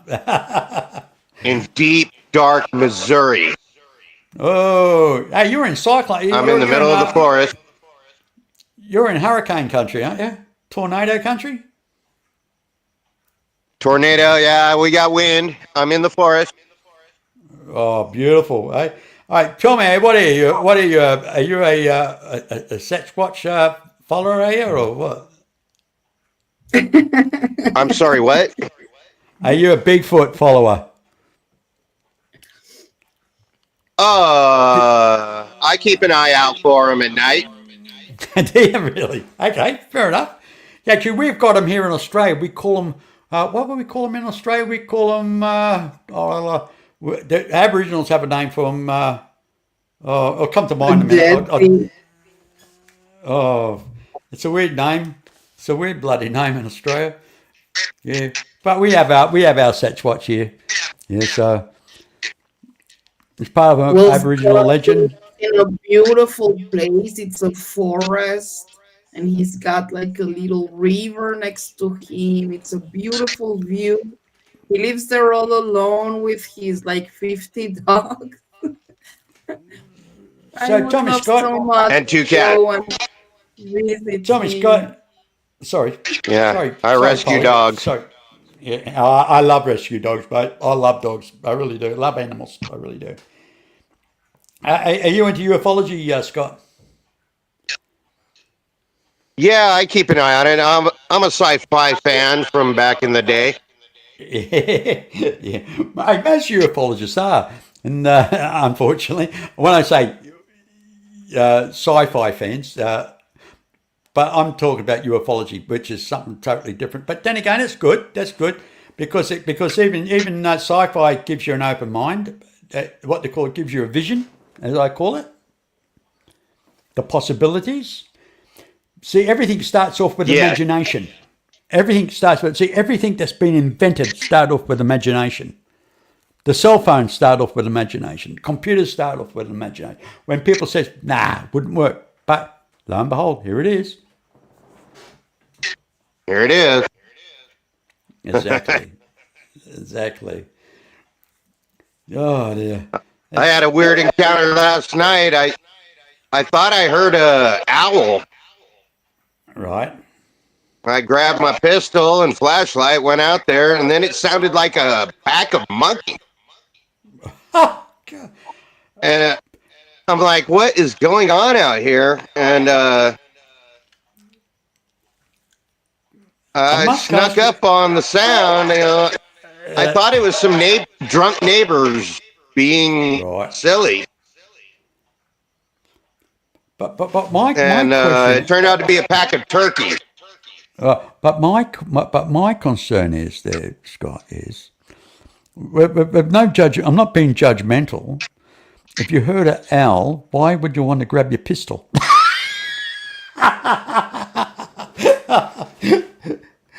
But then again, you never know. You never know if you're going outside at night. You don't know what you're going to confront.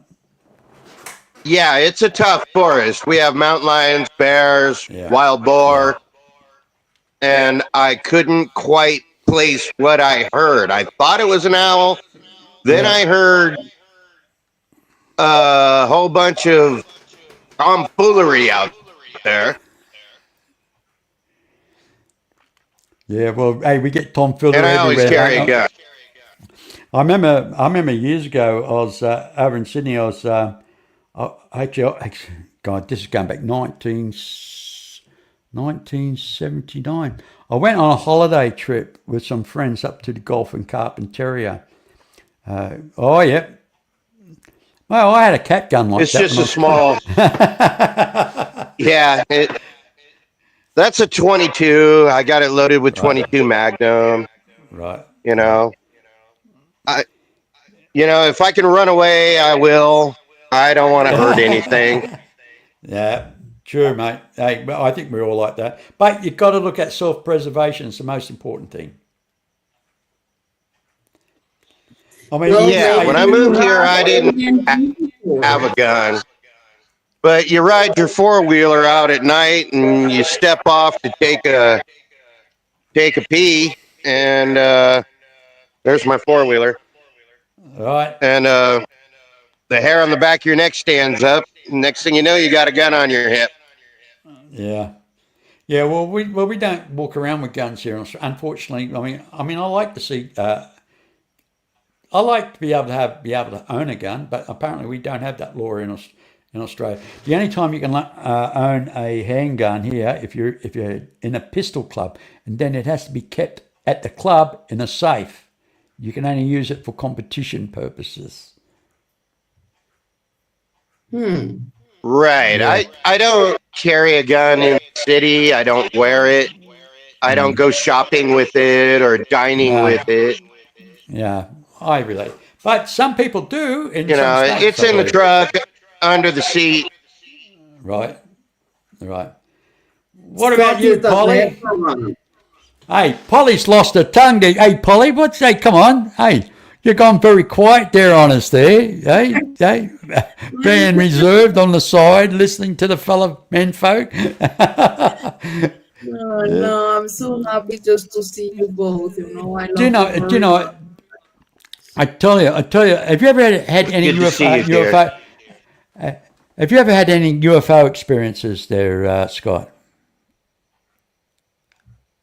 I don't know. I I thought I was looking at a satellite flying over, and it pulled a 180 on me. Yeah, I know what you're saying. It went the opposite direction. Yeah, the amount of satellites I thought I was looking at, and then do a 45 degree turn. They don't do shit like that. You know what I mean? Right. Exactly. So my conclusion was I probably took my eye off it and then saw another satellite. Yeah. Do you know, I've been trying to chase up an old friend of mine named Colin, but unfortunately I don't know his surname. And because as I was saying, back in '79, I went on a holiday with him. I used to live in Sydney, and I used to work in a hospital back in those days as an orthopedic technician. And I had 6 weeks leave, long service. Wasn't long service, just long leave because I was a night shift worker. So we get an extra couple of weeks leave. And so we all decided to go on this holiday up to the Gulf and Carpentaria. That's at the top of Australia, where you've got that part that comes in like that. And then you got the Long Point part at the top of Australia. That's the Gulf and Carpentaria at the top. And we're going on a fishing trip, and then we're going to head across to Queensland from there to the Great Barrier Reef, do some scuba diving. Anyway, after going up to the Great Barrier Gulf Carpentaria, we thought too many crocodiles, so sea crocs. So we thought we're not staying here, so we head straight towards Queensland and northern Queensland. And anyway, about a day and a half outside a place called Cairns, we camped up for the night, and it was hot, sticky, humid, subtropic, really kind of sticky, hot night. And then you had these, what we call them cicadas, in other words, crickets, and they make a lot of noise at night. And all of a sudden, they just went silent. Oh yeah. No noise. No noise whatsoever. Anyway, I was actually, believe it or not, I was drinking my Uh-oh. Jack Daniels. I was drinking my Jack Daniels and playing the guitar at the time. And Colin turned and said, "Could you hear that?" And I said, "What? Hear what?" I said, "Nothing." And anyway, and all of a sudden, and I said, "Yeah, it's dead quiet. Strange. What's happened to all the crickets?" And it's just silent. And of course, way in the distance, we could see it looked like a bushfire. Way off in the distance on the horizon. Oh, look at that. And the bill's getting brighter and brighter and brighter. And all of a sudden, within 10 minutes, this brightness came overhead. Now, Polly, this will amaze you. This was kite shaped like that. A kite shape craft. Oh my All underneath, God. all underneath, all underneath was glowing and it was rippling. You know, like you see a heat wave on a highway during the summer months. You Yes. see the heat rising off the tarmac and it ripples. All underneath was rippling and you could actually see it. And around it were two orbs were circling it like that around this craft. And it was silent. Colin got out his camera. I noticed it was an AE1 camera because I ended up buying the bloody thing off him after the holiday because he wanted to upgrade it to something else. So anyway, he took these photographs of it, and I did see the photographs. It was spectacular, but I never did get any film off him. Yeah, but anyway, that's another story. Anyway, after that night, we didn't sleep that night. We just set off early, about 5 o'clock in the morning. And on the track we were on, it's off the main highway. It was what they call a fire track.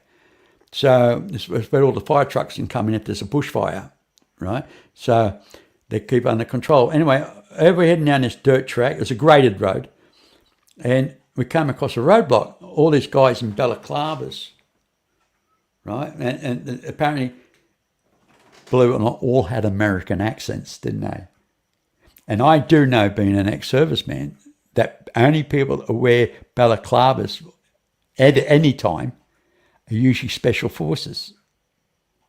They don't reveal their face.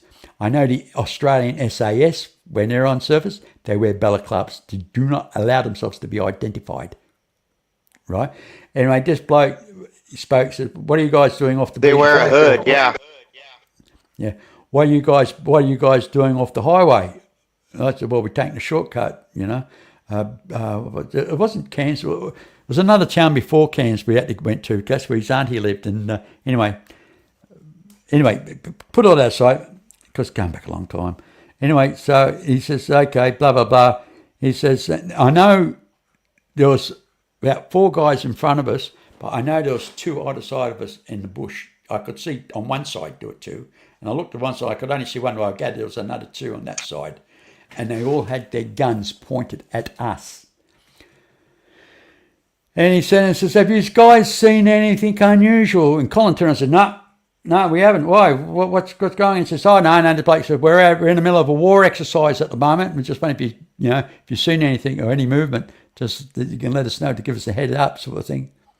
Yeah, and he says, "Well, okay." He says, "So you guys carry on." He says, "Don't come off the beat track. Don't go off the track. Stay on, but be aware there are war games going on." So we Wow. so we took off, and anyway, by the time we got to our destination, we were in a pub, and Colin turned around and says, "Hey, don't you find that strange how they actually asked us if we seen anything unusual?" And I said, "Yeah, it was strange." Anyway, Colin And had the those are the photographs. kind of things that, when you talk about this, it's so hard to explain. Like, Well, the explain what you saw, and for well, other people to understand. look, it's not just what we saw. It's how we all. I mean, I had long hair in those days, right? I mean, I was a bit of a hippie, I mean, long haired yobbo, as they call them those days, And the thing is, honestly, I'm not kidding. My hair was standing up, like I was hit by a Tesla coil. Same with Colin, and my mate, all our hair was kind of standing up. You can feel it. You can feel the hairs on your arms. Everything, but no silent, no noise whatsoever at the time, and it just went across, minding its own There's a business. lot of static. Exactly. But we never did hear anything about it. But crazy thing about it was, years later, it was on the news saying that NASA was going to build a spaceport up in that area for different Really? launches. Yeah. Mainly because of Mars missions, because it gives you a different window of opportunity, or something to that effect, But it did hit the news, and they talk about multi-million-dollar blah blah blah spaceport, but nothing was mentioned after that. But some years later, actually a couple of years ago, I actually saw a map, and it shows you all the spaceports around Australia, which I thought we never had anything like that until about 2 years, year and a half ago, 2 years ago. Australia launched a satellite from Darwin, and nobody thought in Australia that we actually had the facilities here to do that. But all of a sudden, this map comes up. We've actually got what they call a floating spaceport, where we can actually launch stuff into space off a vessel, off a boat. And it's like, well, that's mind-boggling. If I ever get the opportunity to find the map and it shows you with all the spaceports, I'll send them to you, Polly. I mean, it's quite interesting. But yeah, It is. but there's a lot of stuff that actually I'm quite wondering what Trump's going to do about Australia's with the tariffs. I mean, he hasn't hit us as bad as he has hit everybody else yet. But I know when Trump Yeah. when Trump was. I wonder what would have happened if you had told those commandos you saw a craft.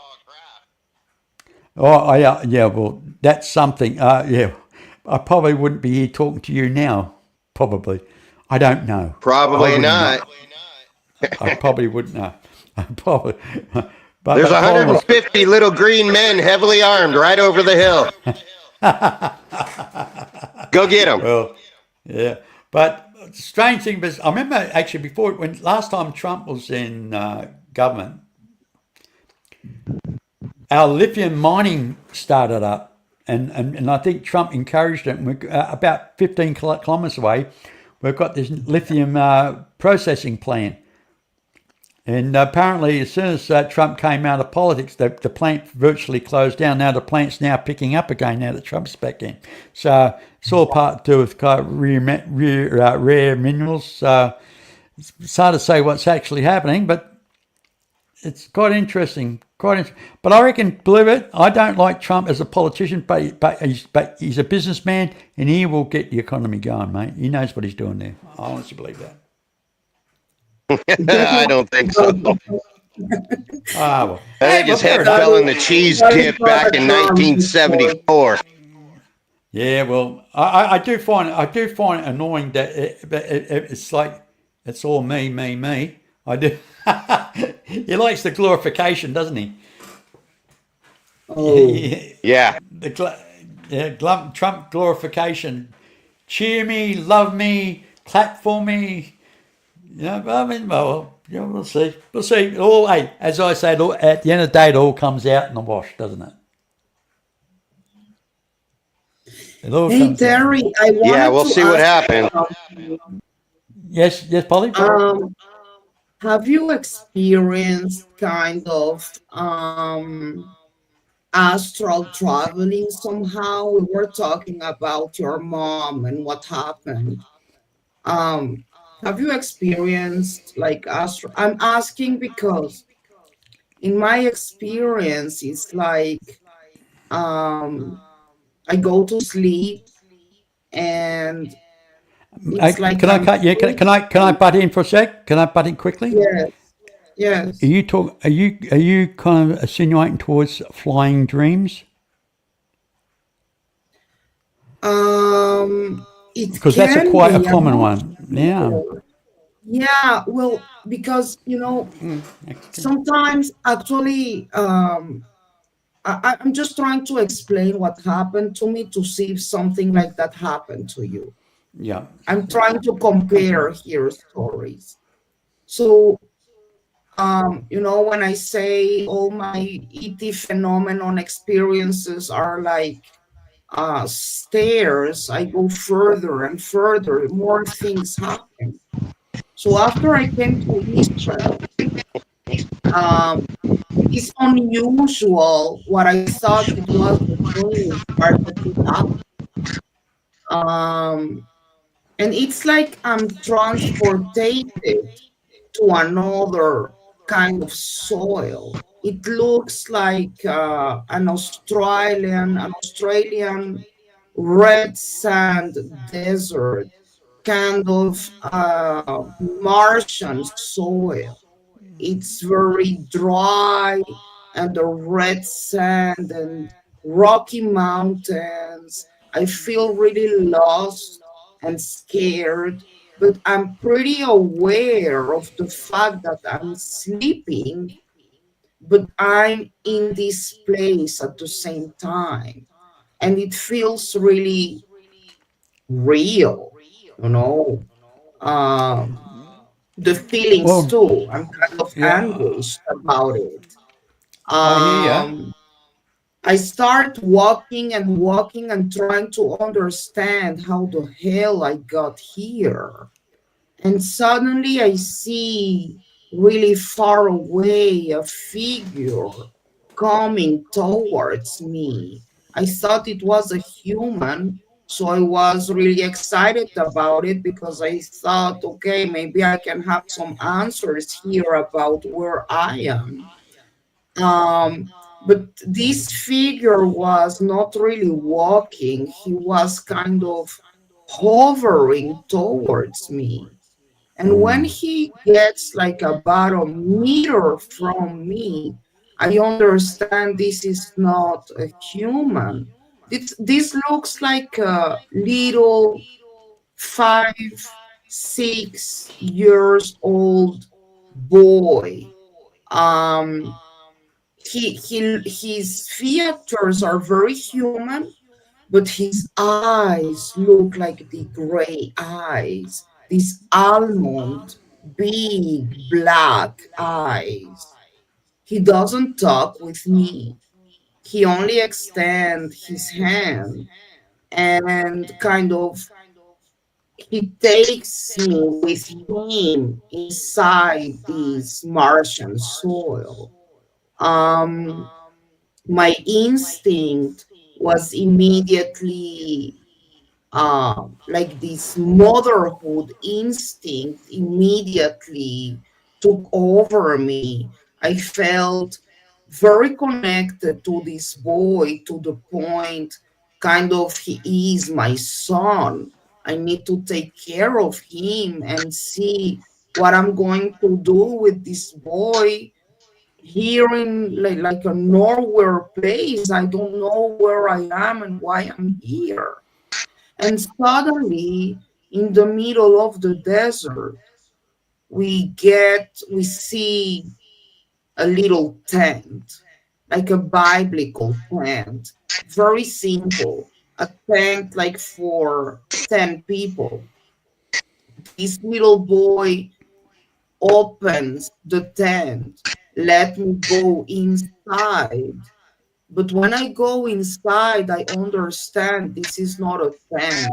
That was the shock of my life because I understood I was inside a craft.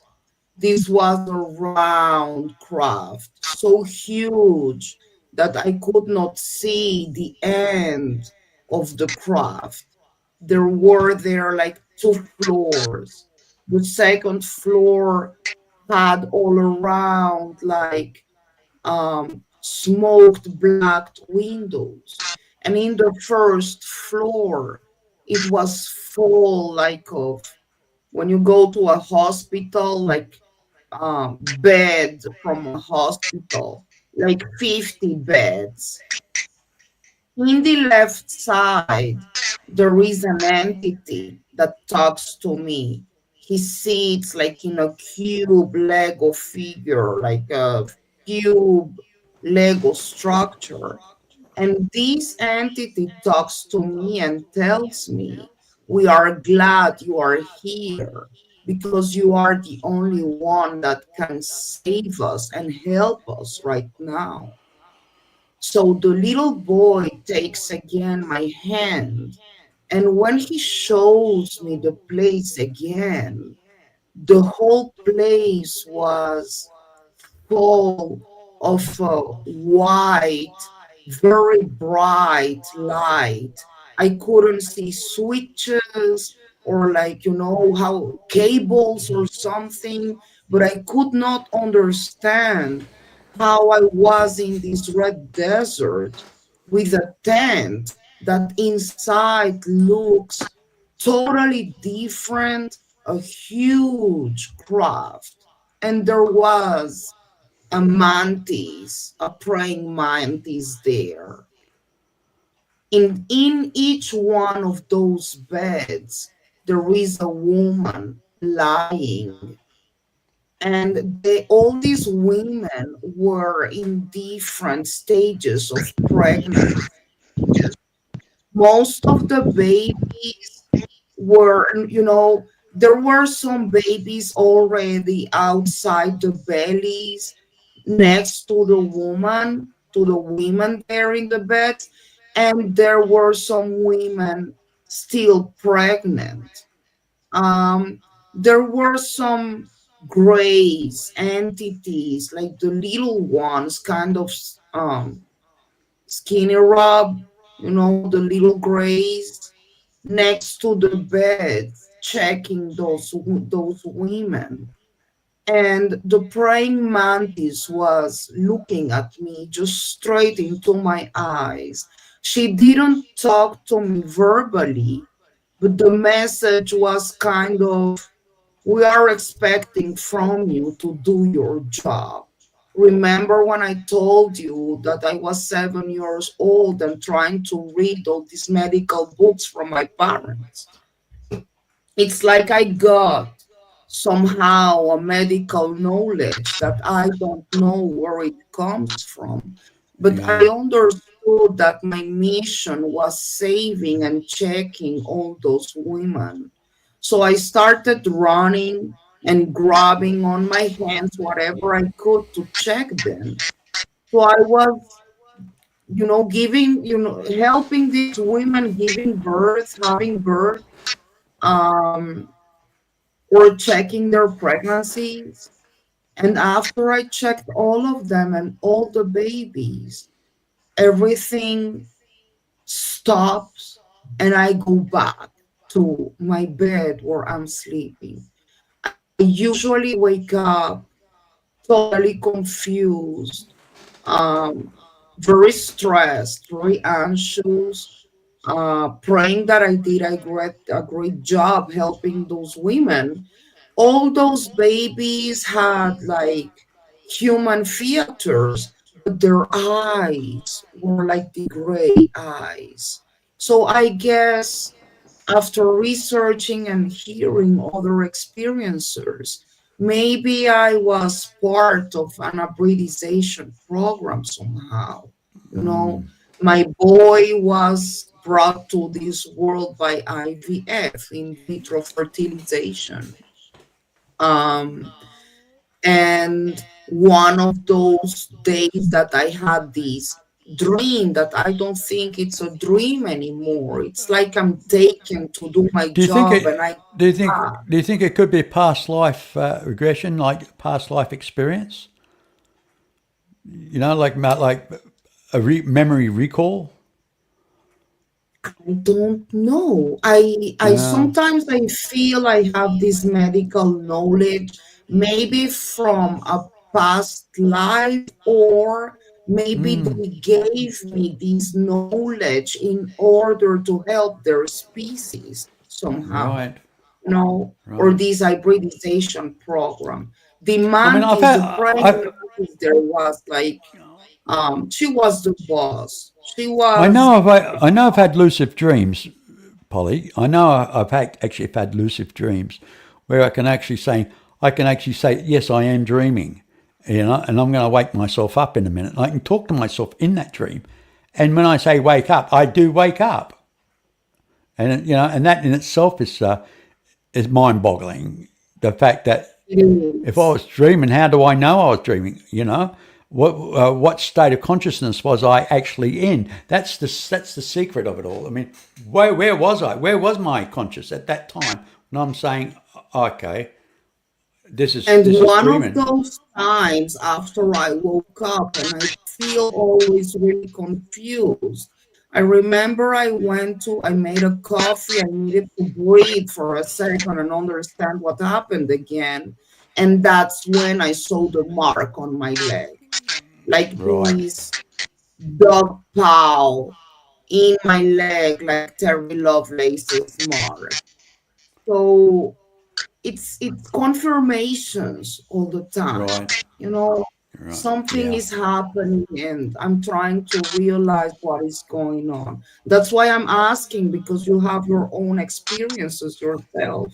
So yeah. Well, I've maybe, never personally. I haven't. I haven't kind of. Let's put it. I haven't experienced any kind of remote viewing. I'll put it that way. That's what it sounds like to me. yes, Sounds like yes. remote viewing. I have not experienced any remote viewing, but then again, sensing things around me. It brings me back to another situation where I used to travel back and forth from Sydney to Western Australia, which is a long journey, believe it or not. And on this Nullarbor Road one day, I said to my wife, who was driving at the time, she took over the steering wheel, and I had this panic sensation in my gut saying, "Stop the car! Stop the car!" She said, "Why? What's wrong? What's going? Why? No, no, stop that bloody car!" And she stopped the. Well, after shouting, saying, "Stop the car," within I'd say about 6 seconds, after 8 seconds maybe, this bloody road train with four trailers behind it straight across the road. You Oh didn't my see it because God. because of the bushes, right? With no trees on it, just shrubs. But you didn't see it. But when she stopped, she says, "If we didn't stop, that would have wiped us out because it wasn't braking. It just like whoom, keep going, And I mean, they're the senses I get about crazy things. And I mean, I wish I could. I wish I could do astral travel. I, uh, I mean, there's a lot of things I'd go and look in on, especially with top secret. but but sometimes, I mean, if you could, I mean, sometimes I feel certain things are best being left alone. You know what I mean? I mean, find out the hard way. Find out, just don't try to. It's like to me, it's like cheating. It's and even if you could did see if you could astral travel and you could look at stuff and that, but who's going to believe you anyhow? You know what I mean? It makes one situation more crazier, sort of thing. And it's like, who do you Yeah, convince? it's like we were talking before about how we felt about our experiences. Yes. And for years, I felt so lonely, feeling that my none of my family was experiencing all this stuff. I didn't really have no one to talk about it. And I was really scared even to talk about this in public because people will say I'm crazy, just go and find a I drink know. or whatever. I know the scenario. I do know the scenario because every time I used to talk about stuff, I know they say, "Okay, here we go, cuckoo, cuckoo," and yeah, Exactly. But yeah, after hearing so many experiencers, it's like I don't care anymore. This is my experience. I stand by it. If you want to believe it or not, or have your own opinion about it, it's yeah. fine. I know Well, what I feel. I know my anxiety. I know what I saw, and I yeah. stand by it. So I Well, don't I can care share. anymore. Polly, look, and Scott, when I was 24 years of age, mate, and I can tell you the date, it was the 24th of June. My birthday's on the 21st. It was the 24th of June on a Sunday night onto a Monday morning. Right? Sunday night, I went for a jog with a friend of mine. I'd not long been out of the army. Super fit, six-pack, the old lot, go for a jog along the road. I was living in the UK at the time. I lived in the UK between 1965 to 1970, late 74. Anyway, there was I, done my jog thing, thought I've got to go to work in the morning, blah, blah, blah, early night. So I went to bed about 10:30, 11 o'clock. And when you go to sleep and you have that trip feeling, and usually you wake up and say, oh shit, I've just tripped over something, and you wake yourself up. I had one of those tripping sensations. But I didn't wake up. I was bathed in light. I have all this brilliant light around me. I would say a fluorescent fog. A fluorescent fog, that's what it looked like.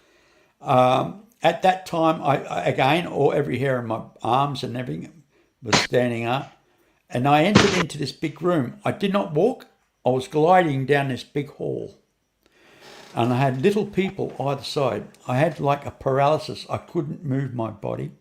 I could only move my eyes. And all I could see is left and right, up and down with my eyes. All I can see what my provisional vision can actually see, right? Peripheral vision, get that correct, sorry. And then as I'm gliding down, I had a little beings either side. I know they're little because I could actually see they're actually low. I couldn't see their faces. They had hoods on. Believe it or not, they look like what I call Ewoks out of Star Wars, and it's crazy, but yeah, okay. But around the walls, I could actually see just these marble columns. The room was oval shaped. It's huge, oval shaped room, but it had columns every so far, and they come up to the ceiling like that. Thick at the bottom, and they come up and they're thin at the top. And by each of these columns, there were little people in robes, and they all had their hands on the column.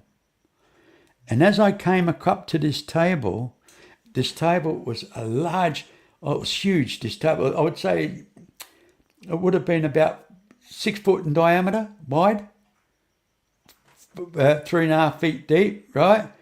Anyway, and it was highly beautiful glazed golden marble, and around the edge was gilded like gold with hieroglyphs on it. And sat at this table was this, I call it a Nordic man.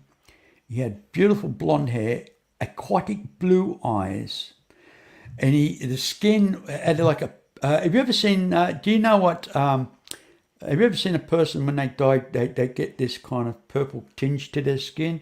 Anyway, it had a bluish, pinkish, purpley type sheen to his skin with a creamy colour. But the skin was like the mother of pearl, right? It had like a sheen to it. Chiseled chin. All I can say is he was a handsome freaking guy, right? He was a handsome guy. And he didn't speak to me with words, but he knew my name. And he turned around and said to me, Terry, this is why I actually thought for years I had a near-death experience, right? This is the reason why I honestly believe I had a near-death experience. He said, Terry, can you show me what you have done with your life? I kind of looked at this guy and didn't answer. I didn't feel no panic, no upsetness. No, I didn't feel judged or guilty or bad or any. I felt no sensation or feeling whatsoever. I just didn't answer him. I just looked at him like in La La Land, And, yeah. And then he asked me the second time. Again, I still did not answer. And he says, let me show you. And all of a sudden, I was looking at myself as a child playing in the street, playing cricket. In America, they'll say baseball. But in Australia, we play cricket, And I was seeing myself from up here looking down onto the street. And I felt like I saw my whole life go before my eyes within a split second. I felt like a split second. But the crazy thing about this, it didn't come out like a memory. It came out like it was pulled out of my head. It felt like it's like something pulled on it, like elastic band pull that information out. It's a weird sensation. And then Interesting. and then this man said to me again, "Now can you tell me what you've done with your life?" Again, I did not answer. And he says, "Well, I'm going to tell you now. During life, you're going to come to a crossroad. If you make the right choice, everything will be revealed to you. That I promise you. Nothing to be feared." And then he said, "Now this is the closest you'll ever get to death." That's what he said to me. And as soon as he said that, I woke up Wow. with a punch in my chest, swung my feet out of bed, grabbing my breath, profusely sweating. I felt freezing cold, and my partner, I wasn't married at the time, my partner that was with me at the time started screaming. And I thought, okay, what's going on here? Hey, we got somebody else in the house here. Just bear with me. Yep. Mr. Bauer joining. Good day, Robert. Mr. How are you? Bauer. How are Anyway, you let me finish what I'm saying, right? Greetings. Anyway, Hello. anyway, my partner at the time You were started in saying, bed. "There's a bit of an echo there. It must be Robert." I'm on headsets. I don't hear any echoes. You guys hear Well, echo on me? No. when I haven't opened up any other. I'm Nothing on a else is cell phone open. in the middle of the forest. Anyway, I can hear myself echo, but nothing's changed for me. Only excepted you there. Anyway, as I was saying, So what happened, Terry? my partner turned around and said to me at the time, "You were floating above the bed by about a couple of feet, 2.5 feet to 3 feet. You're floating." She's saying, "You're possessed. You're possessed. You're possessed." Now she was pregnant with my son at the time. And off she went. Right? She packed up everything that night, so freaked out about it. And she went, and I thought she was just making a big excuse. And even today, I even find that hard to believe that I was floating. Yeah, I just unless you know it or you experienced it, and you understand it, you just can't kind of. I can't comprehend. I can't see myself floating. But Yeah, all I know, I am. exactly. But the point was that day. I mean, I was so upset about it all. I didn't go to work the following morning. I went to the shops to do some shopping, and then I was in the shop, full basket full of groceries, and I had this chronic panic attack, and I just left the trolley full and ran home. Went up to the house, as I said, stripped off all my clothes down to my jocks, laid on the bathroom floor and the tiles with sweating, profusely sweating, and my heart pumping out of my chest. And it's like, and as I said, for years, I honestly believe I had a near-death experience until back about 2002, something like that, when I think it was a bulletin board, I was actually reading something about abductions and stuff like that, visitations. Well, I Well, guess the well more related. we sense these experiences, our consciousness only gets bigger and bigger. It's like it opens more things inside of us.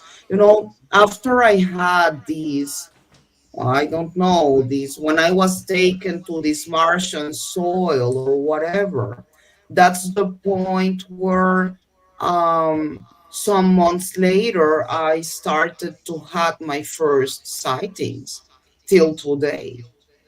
I can see the crafts. And if you go to my YouTube channel, all my sightings are there. And it's Right. been like an evolution of my own process since I was 7 years old till today. So I think your experiences too are an expansion of your own consciousness about how everything in this world and this universe is made. You know, it's so important. And your empathy too, your sensitivity to certain things. Yeah. Beautiful. You know, it's kind of, yeah, it's freaky, it really is. I mean, it does it does it just sets your consciousness into such a state where what's bloody going on here? You know, it's Yes, it it's took me years. scary. It took me years to kind of adjust. You know, it took me years just to come to grips with myself. You know, I mean, I remember when I was working at the hospital in Sydney, talking to a friend of mine, and says, "Yeah, okay." He introduced me to one of the other staff. There was a psychologist and that, and he actually was a hypnotherapist. And he actually gave me two hypnotherapy sessions, but one was kind of just lay down and talk and relax, and the other one I had to get a doctor's script off that he can actually induce with a particular drug to put me into a state of what they call a deeper relaxation, because he just couldn't Yeah. allow to do it. You had to have a doctor's. So he organised that, and he did that, and I don't remember everything I experienced from that so much, but what he told me kind of was a bit of eye opener, because apparently what I gather, everything that happened with that being with the blonde hair, that Nordic, it's all subconscious thing. It's all a projection in my head. I was actually on a table. I was actually being prodded, and all these other weird things been happening to me. Yes. It's so what I was experiencing, but what was really happening are two totally different things, you know. So, Yes. and what? I Okay. understand. So welcome, Mr. Bauer. How are you? I'm outstanding and above average and getting better. Thanks for letting me come in. You mentioned, I heard somebody say remote viewing while I was listening in the background. I said, oh, well, need to have a conversation about that. I just did a show with Naeem Vendreas on my channel called Documenting the Future, and he was one of the guys with the future forecasting group that saw not only the Trump assassination attempt in vivid detail and documented fully, but he also saw Musk in the White House almost 2 years before that actually occurred. And so we got into the whole concept of what remote viewing is, the idea of non-local consciousness. And we both kind of zeroed in on the fact that it seems as though we're entering an age of consciousness. And I think that's what you Yes. guys are actually have been talking about is the galactic current sheet of energy that's currently just bathing the entire section of the galactic arm we're in, let alone our own solar system and planet, is really, I think, kicking in. We're going through an awakening. I think that awakening is resulting in a revealing, and that revealing is resulting in a rethinking, and Right. that rethinking is resulting in a reimagining. So the point for me about what you guys are talking about with these experiences, I think that those are expressions of what we're seeing as a result of this energy flow that's coming in. There's a complete frequency shift afoot. And that is enabling more and more people to tap into the innate capabilities and functionality and characteristics, nature, and habits of consciousness. Being able Agree. to, and I thought you would, Polly, because as I was listening to you, I'm going, I think we might be on the same frequency field here. I think what's happening is the real expansion of consciousness, those innate characteristics, capabilities, habits, nature, have been some of the most suppressed and obfuscated capabilities of the human experience that humanity has been subjected to. And when we realize the full potential of that consciousness, of what that capability is, we are going to see more and more people have experiences like you guys have been sharing. The connection to the infinite field of frequencies where reality and the etherium and the materium come from is where all of these different, I call them our cosmic cousins, all these other entities that we seem to have a lot of allegorical and anecdotal experiences and stories of. And the more this frequency shift continues to engage and ramp up, because I think we're only at the beginning of it. I think the future of that is going to be so profound that it's literally going to cause a lot of heads to explode. You have a lot of people using terms like, this transformative expression into another dimension. I think all of that, just like B was mentioning earlier, I have a particular rant on this whole ufology thing, because I think just like the paranormal field, these people they're arguing amongst themselves. They're all, going back and forth with all of this nonsense. And I think, okay, all you guys are doing is you're arguing amongst yourselves, and you don't realize you've already won. The folks that are believing in some cosmic consciousness and other dimensions and other entities, yes, you're right. But it's obfuscated, and you're still dealing with an old paradigm and the way that stuff was constructed to keep people from knowing the truth. Right. So we're really starting to expand and experience this another level, if you will. Actually, to me, it's actually it's a different degree of consciousness. And I personally have never had any encounters. I've seen maybe 4 or 5 oddball aerial phenomenon. I have not done any astral travel. I have not seen and had any psychic impressions of anything. But by God, I have found that when I look at the event stream of the fields of frequency and consciousness as they unfold, I can feel and sense the trend and the direction of the energy fields. I don't have a vision, I have a feeling. And this is one of the things that Naeem and I talked about, what he experiences when he does tasks on, remote viewing targets. There's a knowing. It isn't necessarily a surety, but it is in the sense of the original meaning of the word gnosis, which is where to know or knowing comes from, and that is that you feel it in your bones. Yes. So my conscious experience has always been a sense and a feeling. I don't get visions or glimpses, or like Naeem sees when he does his remote viewing, he gets flickers of information. And then they go into another stage, what they call S4, where they drill down into those flickers and try to get as much information as possible. So what Naeem experienced with his vision of the Trump assassination and with seeing Musk in the White House, and you can go to my channel, you'll see it documenting the future, and there's a whole bunch of clips and shorts that we've made. Yeah, I saw it.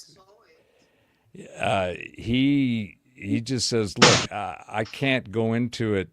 And I think this is one of the things that I think experiencers may try to do too hard. And this is just my own opinion. What Naeem says that he experiences is the ability to see the information with sans any emotion, sans any ego, sans any preconceived ideas, and just focuses on that information. And I think that too many times, and he talks about we can't project or try to imagine or think about what we're seeing. We just have to look at it and see it for what it is. Because as soon as it's like with the Trump assassination, the first thing he thought was this must be Trump. And he had to back away from that so that he wouldn't pollute the data, wouldn't pollute the stream of information that he was getting. And I think a Yeah, lot of times what happens with experiencers is the emotional aspect, the intense experience brings with it a lot of other things that keeps the information from being as pure as possible. And I think that that's one of the things that experiencers are going to see going forward with this new flush of frequencies that are coming in. You'll be able to remove the preconceived, or at least put the preconceived stuff on the side, so that you can actually experience what it is that you're experiencing, and you can have a better understanding, a exactly. better As clean as interaction with. possible from Does that make yes, that make sense to you, Polly? yes, completely, What's completely. causing the awakening? Well, there is, in my opinion and my observation of the available information, I try to take an observational neutrality at the data that I look at, because in my model of reality, what I call informatica, the entire experience and reality we inhabit is basically metrics in a matrix. It's data and information that then we, through all kinds of various means, some nefarious, some malevolent, some benevolent, but we put a bunch of wrappers on the data that we get so we can kind of deal with it. We are pattern recognition oriented in the way that we think, the way that we function. So we look for patterns and recognition and mappings to things so that we can find a place to put them in the data streams that we've accumulated. I think, as I mentioned earlier, I think this big awakening is basically it's a cosmic level event. This is something that doesn't matter what part of the conscious field you represent as a frequency stamp within those infinite fields. Everything is getting affected by this. Is it coming from some kind of energetic pulse at the center of the galaxy? It seems from the telemetry that we have, yes, because there is a flow of energy. There's a denser energy that the Russians and the work that they were doing were picking up back in the 70s. And Yeah, a it's lot of only people been are looking at it as the alignment of the planets as well. You know, I mean, everything else. Well, Could we be that's a moving part of into it. the galactic plane? Well, interesting you mentioned that. So a lot of people sign up, and I think it makes sense to me that there's basically a 26,000 year cycle where the way our planet, our solar system oscillates, as we spend 13,000 years going up through and past that galactic center, and then 13,000 years going the other direction, back to the bottom. So we're in a wave across this center of the galaxy that we call the center of the galaxy from our perspective. And you can tie all kinds, if you listen to Russell Carlson or Randall Carlson or even Graham Hancock, a number of people have done a lot of data research on what are these cosmic patterns that seem to be cycles within cycles that have been documented since the knowledge of humanity became the knowledge of humanity. The oldest data set that we have is astronomy. And then astrology is the interpretation of those astronomical positions, those energies of the planets, the aligning of the planets right now. Today, we've got 7 of them. And it's actually today that this 7 planet alignment is supposed to be the most visible.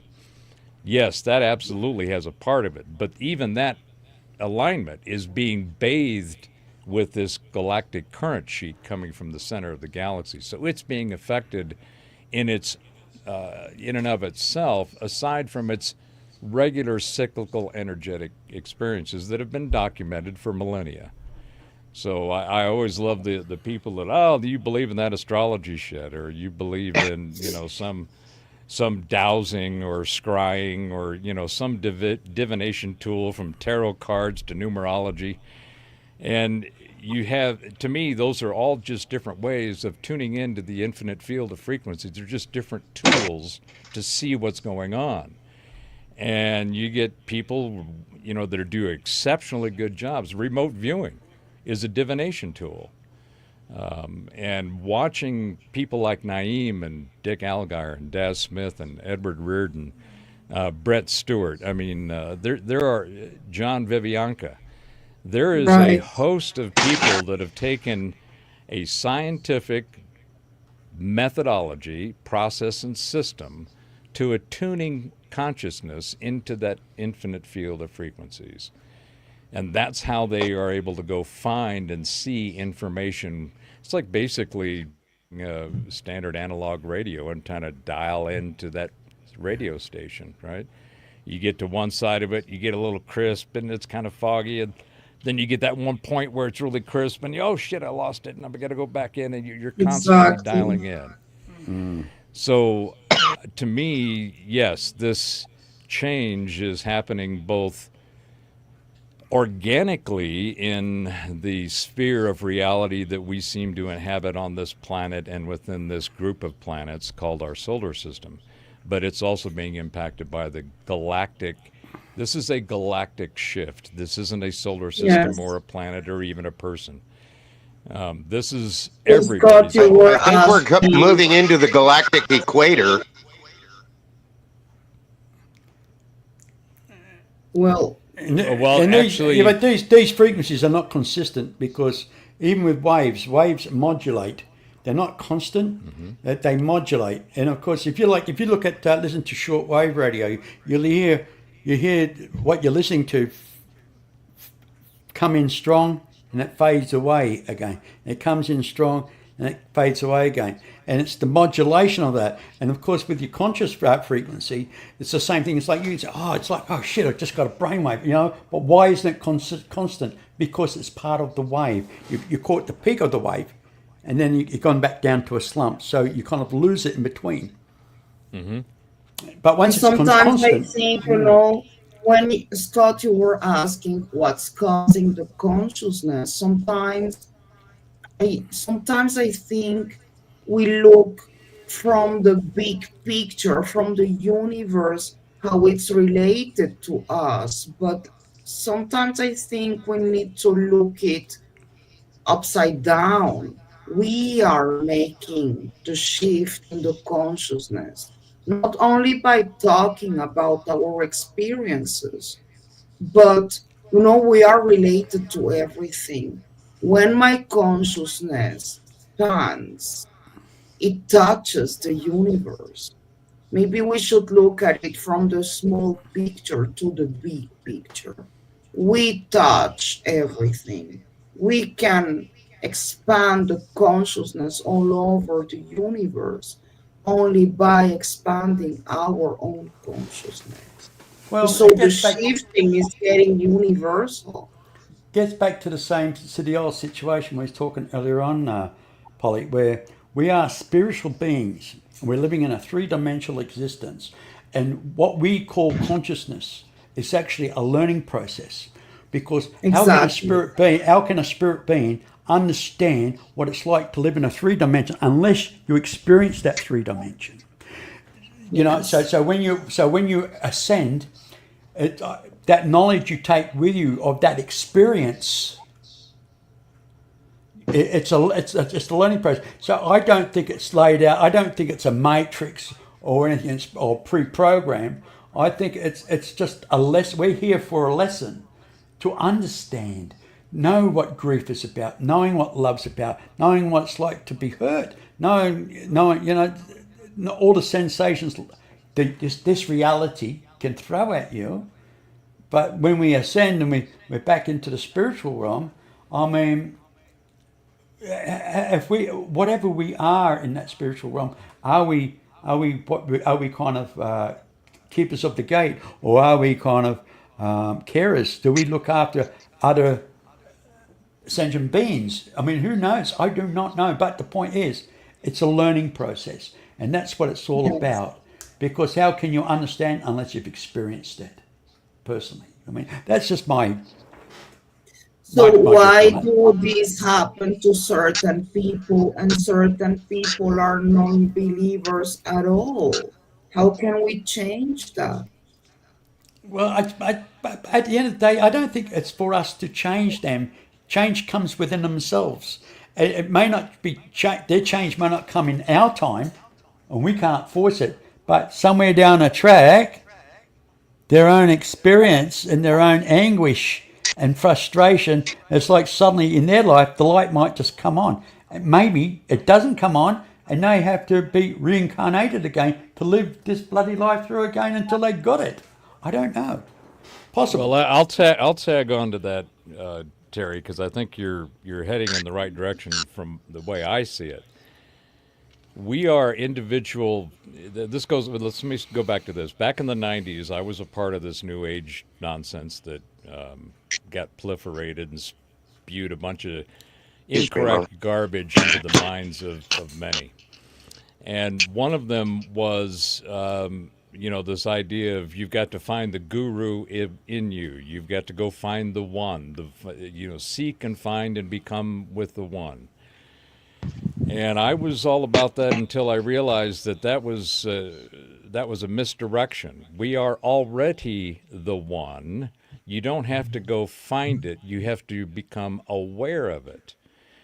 So we are a frequency stamp in the infinite field of frequencies at our core. It's not, I think spiritual is the wrong word. Being in spirit is another wrong word. And part of the why it's important to me is in my philosophy that I call informatica is one of the fundamental tenets is language is the operating system of your mind. If you use words that have definitions to define and describe your experience in reality, you better check the definitions of those words because you're probably going to find that what you experienced and the words you're applying to that experience are out of match. They're not correct.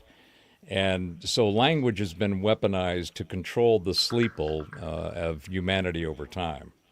Right. The other one that the New Age movement just got all banged up was you got to be in the now. You got to be focused on the now. Be in the now. Don't be in there and that. And you got to be in the now. Well, the now, in my opinion, is a trap. You are never in the now. You're always in the next. There is never a now that stays. The now is a stamp of the frequencies in the infinite field of the event stream, and that becomes the past. It's a frequency that is stamped, but the next one is now already here.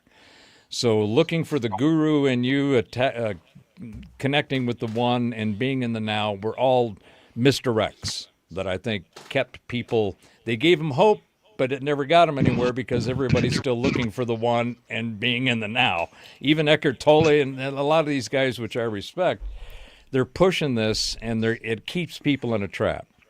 The reality is, going back to your point, Terry, about reincarnation, I think, and learning, I think that what we go through, I call it an iteration, not a reincarnation. I think that the frequency stamps, once we are stamped in the infinite field, we are eternal from that point forward. We are always in the event stream of the infinite field of frequencies. We are always interacting with and cycling in and out of the cycles within cycles of the stream of frequencies, which expresses itself as energy that we experience. That's as simple as it is to me.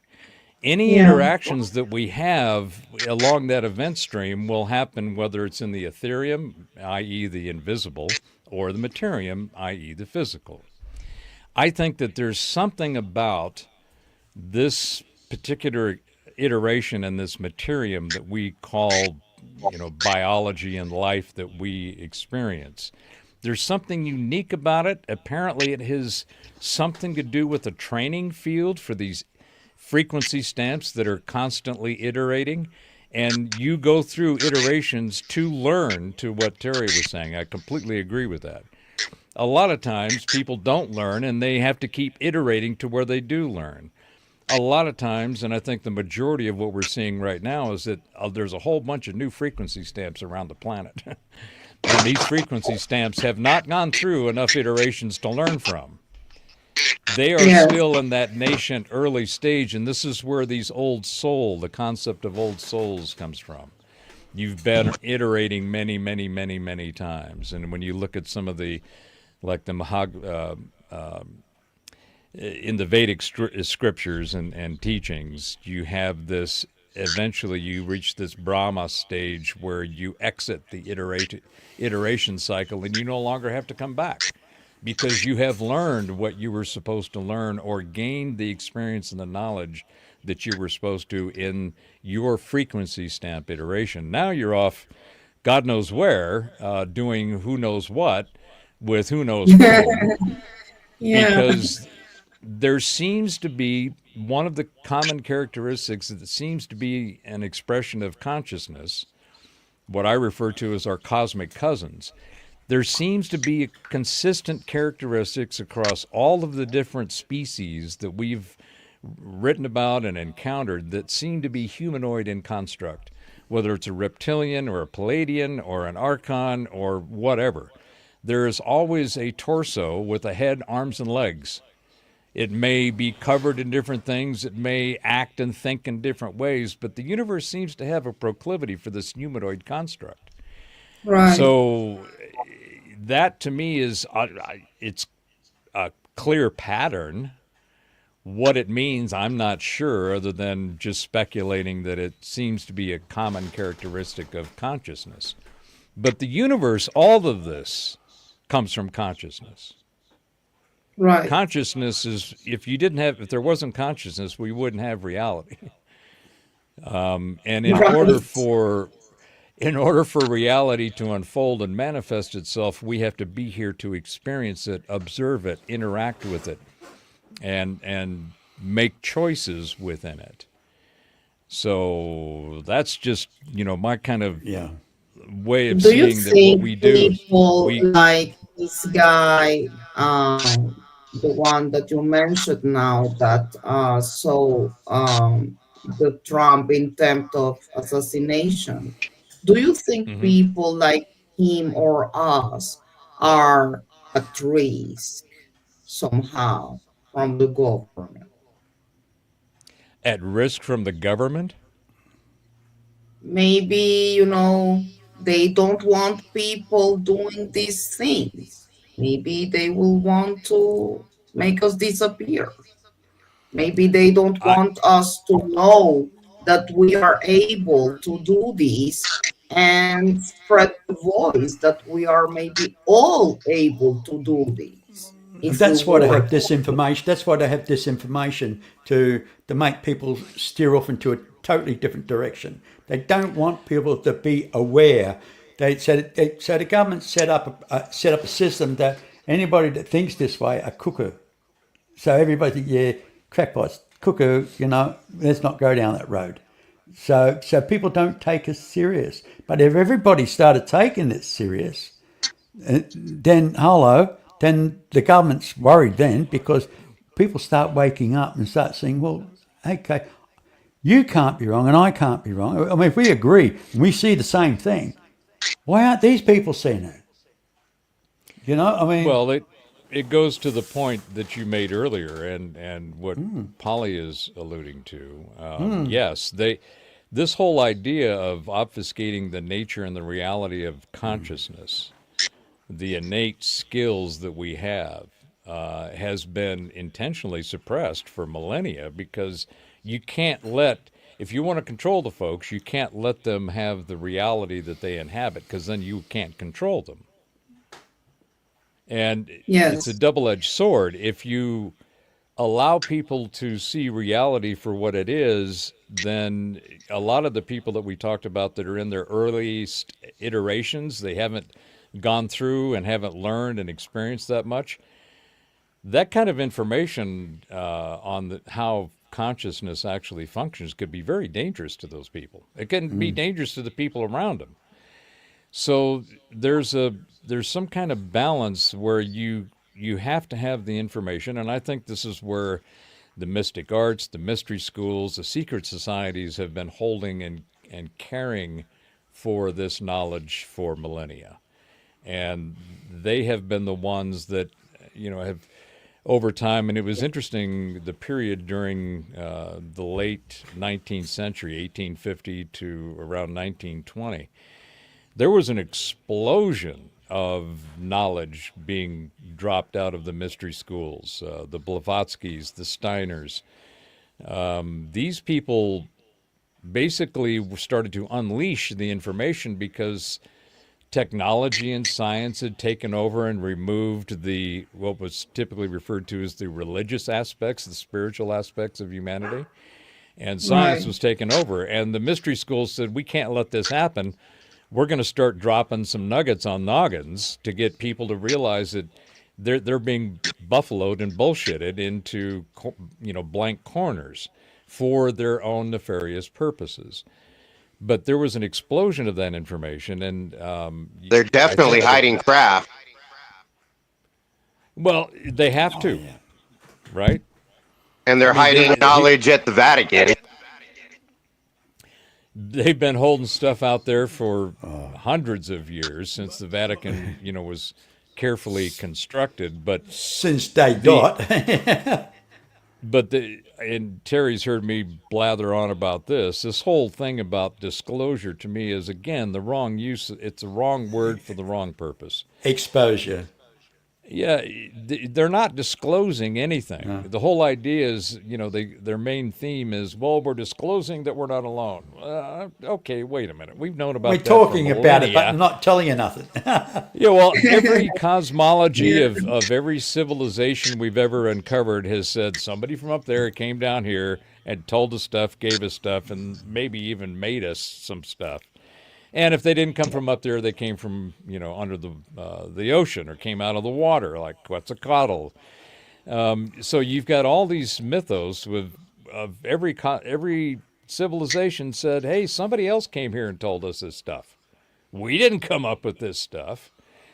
So the fact that we are not alone, we've known for millennia. The real issue is exposing the fact that these asshats, and that's my nice term, have been holding all the toys from all the kids for decades. And Yes. that, if they had released that technology when they got it, we would be living in a completely different world. At least Yes. I would Oh my say, I would God. say a century or two ahead of where we are now in the Yes, timeline. I so agree. So the people that have been hiding all this tech are the real thing they're afraid of is being exposed. Yes. That they have been holding on to this, and unfortunately for us, as we try to go after them, they've got tech that's, as Jim Goodall, our friend Terry, talks about, when Ben Rich told him, he says, look, we've all the stuff you see in Star Trek, we've already done it or tried it, and we're either decided to use it or we've discarded it. You go, all right. Yeah, That it wasn't seems worth to make doing it. sense. Yeah, and I grew up watching the Jetsons, right? Yeah. Yeah, me me too. too. Me too. Oh, So- we're showing our age. I'm looking for all that cool tech in the Jetsons, and what's really interesting is if you look at some of those episodes, you see Jane sitting in front of a TV Yes. screen talking and doing what we're doing now, and that was what, back in the 60s? I Yeah, well, love it. it's strange, isn't it, that every magazine used to talk about anti-gravity, everything, but come about 1963, 65, boom, no more. Nobody talks about it anymore. I mean, Yeah. you hear about it constantly that science is working on anti-graphics, where they can make things float and, do all these wonderful things, things of the future. And all of a sudden, Magneto hydrodynamic propulsion. yeah, and all just died out, never to be spoken about again. It's like, it just got buried. Well, take to me, one of the books I'm working on for later this year is called The Future 3, and it's basically the three technologies that are going to be the physical transformation of humanity, and that's all the energy you need, all the water you need, and all the communications you can use all come out of the atmosphere and the air that we breathe. And the technology to access those things, these guys that have been holding on to this stuff for decades already know this. They already have it. So if you have all the water, energy, and communications you need, what would that do to humanity? It would be Crash the economy. Well, it would not only crash it, it would cause a rebuild because you can't, none of the systems that we use in society today can be fixed or repaired. They're all broke. They're all corrupt. They're all clogged Yeah, well, after look, we've been down decades of this nonsense. We've been down this road before, where when computers came out, everybody panicked that's going to put a lot of people in administration out of work and everything else. But it really didn't. It just the typing pill, and people went into kind of IT industry. They went into processing side of things. I mean, it just opened up a lot more different avenues for people to take it. So that really, at the end of the day, it created more work than what it laid off.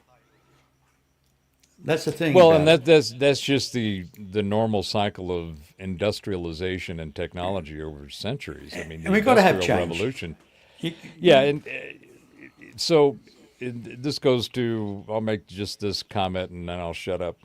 This whole AI thing that's going on out there. Everybody's all afraid of this AI shit, and it's gonna come and take our job, or it's going to be replacing humans. We're gonna have a HAL 9000 Terminator singularity. And it's like, no. First of all, our current physics can't do that. We have a billiard ball gridology model of you keep going to the smallest thing and they keep crashing shit into each other to try to find more. And they're looking at the wrong thing for the wrong reasons in the wrong places. So that our science is also a part of this evolution, this generational age epic kind of transformation we're going through. Our science is wrong, which has led to all of our academics being wrong, to all of the finances, the health system. All of it is wrong. All of it's broke. All of it's wrong. It can't continue, and it has to be, you can't fix it or repair it. You can only replace it. So people going on about, well, AI is going to take my job. It's like, AI is going to replace maybe a function that you do that's unneeded, unnecessary, and actually is causing friction in the system. But the people who use AI are the ones that are going to take your job. Because what we're seeing with these AI cannot be sentient. You can't have any of this stuff that it becomes nefarious and comes after you. You can program it to mimic that, but in and of itself, it cannot be done. There is, with all the math models and machines, there is no program for emotions. There is no program for desire, ambition, innovation, insight, intuition. There is no program for that. Why? Because in all sciences, the hardest problem is known as consciousness. The observer effect screws up everything that these people try to do. Quantum computing is another example of complete bullshit. Quantum computing requires a complete isolation, not only from any humans in the area, but from any of the humans knowing when it's going to be set off to do its calculation. Why did they go through all of that? Because the observer effect. They can't have anybody looking at the actual computation of whatever they've given it. And even with that, it's only 70% of the time accurate after running it dozens and dozens of times before they even get an answer. So the quantum stuff, the AI shit, all of that is a bunch of, again, in my opinion, it's a bunch of stuff that's been obfuscated and purposely changed with the words that are being used to confuse people. What AI actually is nothing more than an expert system. It's designed to do a specific task with as much efficiency as possible. That's all it is. That's why you have hundreds of image generators, hundreds of video generators, script generators, podcast generators, voice generators. They're all individual agents, expert systems. So what I think we're going to see is, and I've got a clip up on my channel, I think what's going to happen is we're going to see, we're in the middle of the AI wars. It's the battle of the bots. And we're essentially going to end up very much like the dot-com bomb at the turn of the millennium. These guys, everybody's trying to outdo each other. They're all trying to put more functionality, more capability with less cost. And these agents are eventually going to become a commodity. The real advent and progress of these agents was you will be designing your own assistant. And your assistant will have all the information that you want, and it'll go grab the agents that will do those tasks, and it will assemble them into your own agent pool. And these will all be open source. So you can't have one AI is my main point. There is not going to be, Grok's not going to win, although Grok's killing it. ChatGPT, Claude, all of these are just the evolution of the eventual open AI assistant that will go grab these agents. That is where the efficiency and the productivity boom, I think, is going to be phenomenal. And it's going to help us replace these bullshit systems, the broken systems that we're all swimming through right now. And that alone is going to blow people's minds. And I, for one, am sitting back with a bunch of popcorn and a six-pack, and I am enjoying the show. Well, guess what? We've been going now for just over 3 hours, and I'm sorry, Mr. Bauer, but it's time to bring this evening or this morning. Time here on my side of the world. It's 3:10 in the morning. The What? early hours of the morning. Oh my Yes. goodness. Yes, the early hours of the morning, and So it's look, time. It's time for you to get up and go pee, is what you're saying. I've already done that twice actually. It's the old Tennessee. Oh, there you go. Why get The up? old Tennessee shake. You know what I mean? But there's an old Tell saying. thank you so much. I want to say I love what you're Hey, we have an old saying here in Australia: if you shake it more than once, you're playing with yourself. I mean, well, so they say. But listen, guys, I've got to go. I really got to go. I mean,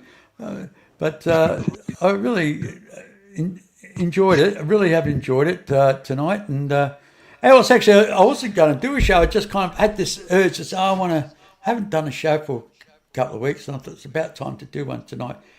Because normally I do it on early morning, but early morning, half the world's still asleep. This time of day, everybody's awake. Everyone's awake in America. Everybody's awake in Great Britain. So, and everybody's sleeping here in Australia. That's what happens when you're living on the arse end of the world. You know what I mean? Well, even though you're almost a day ahead, it's clearly that you're behind the rest of us. No, I'm ahead. I'm ahead. Yeah.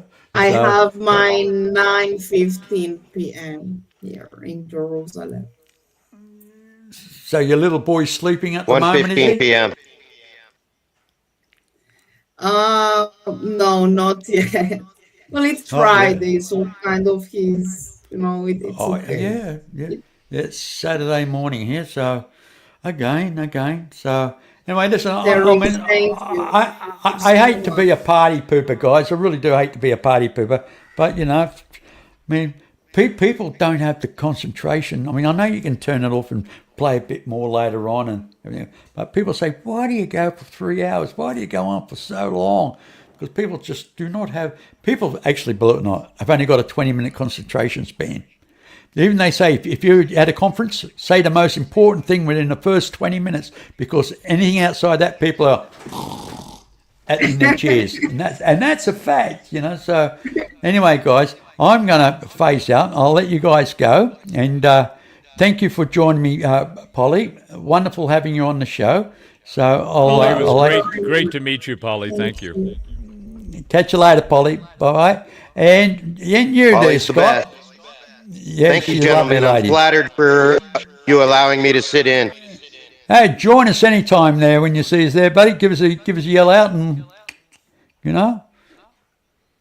come and join us. Say hello. Thank you, We're gentlemen. friendly, It's been very enlightening.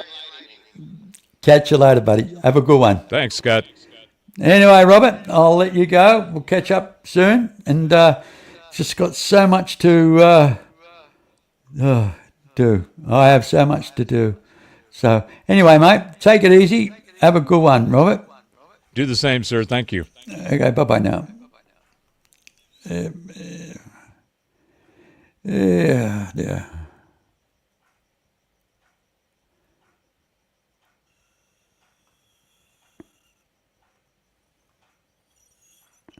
Well, everybody, thank you very much for joining me. And what a wonderful, wonderful evening I had with you guys. And it's been fun all the way. And I'll just phase out with a little bit of my music. You know, I like playing a little bit of my music. So this is my song I wrote with the help of a bit of AI, of course, but my lyrics, my style of music, I do play it myself. I play along with this all the time. But anyway, thank you very much for joining me. And remember, be nice, be kind, and aspire to inspire one another. It's very important to lift each other up so we can all rise up together. And you know what? I enjoyed you guys. Thank you very much for being here with me. And till next time, my friends. Till next time.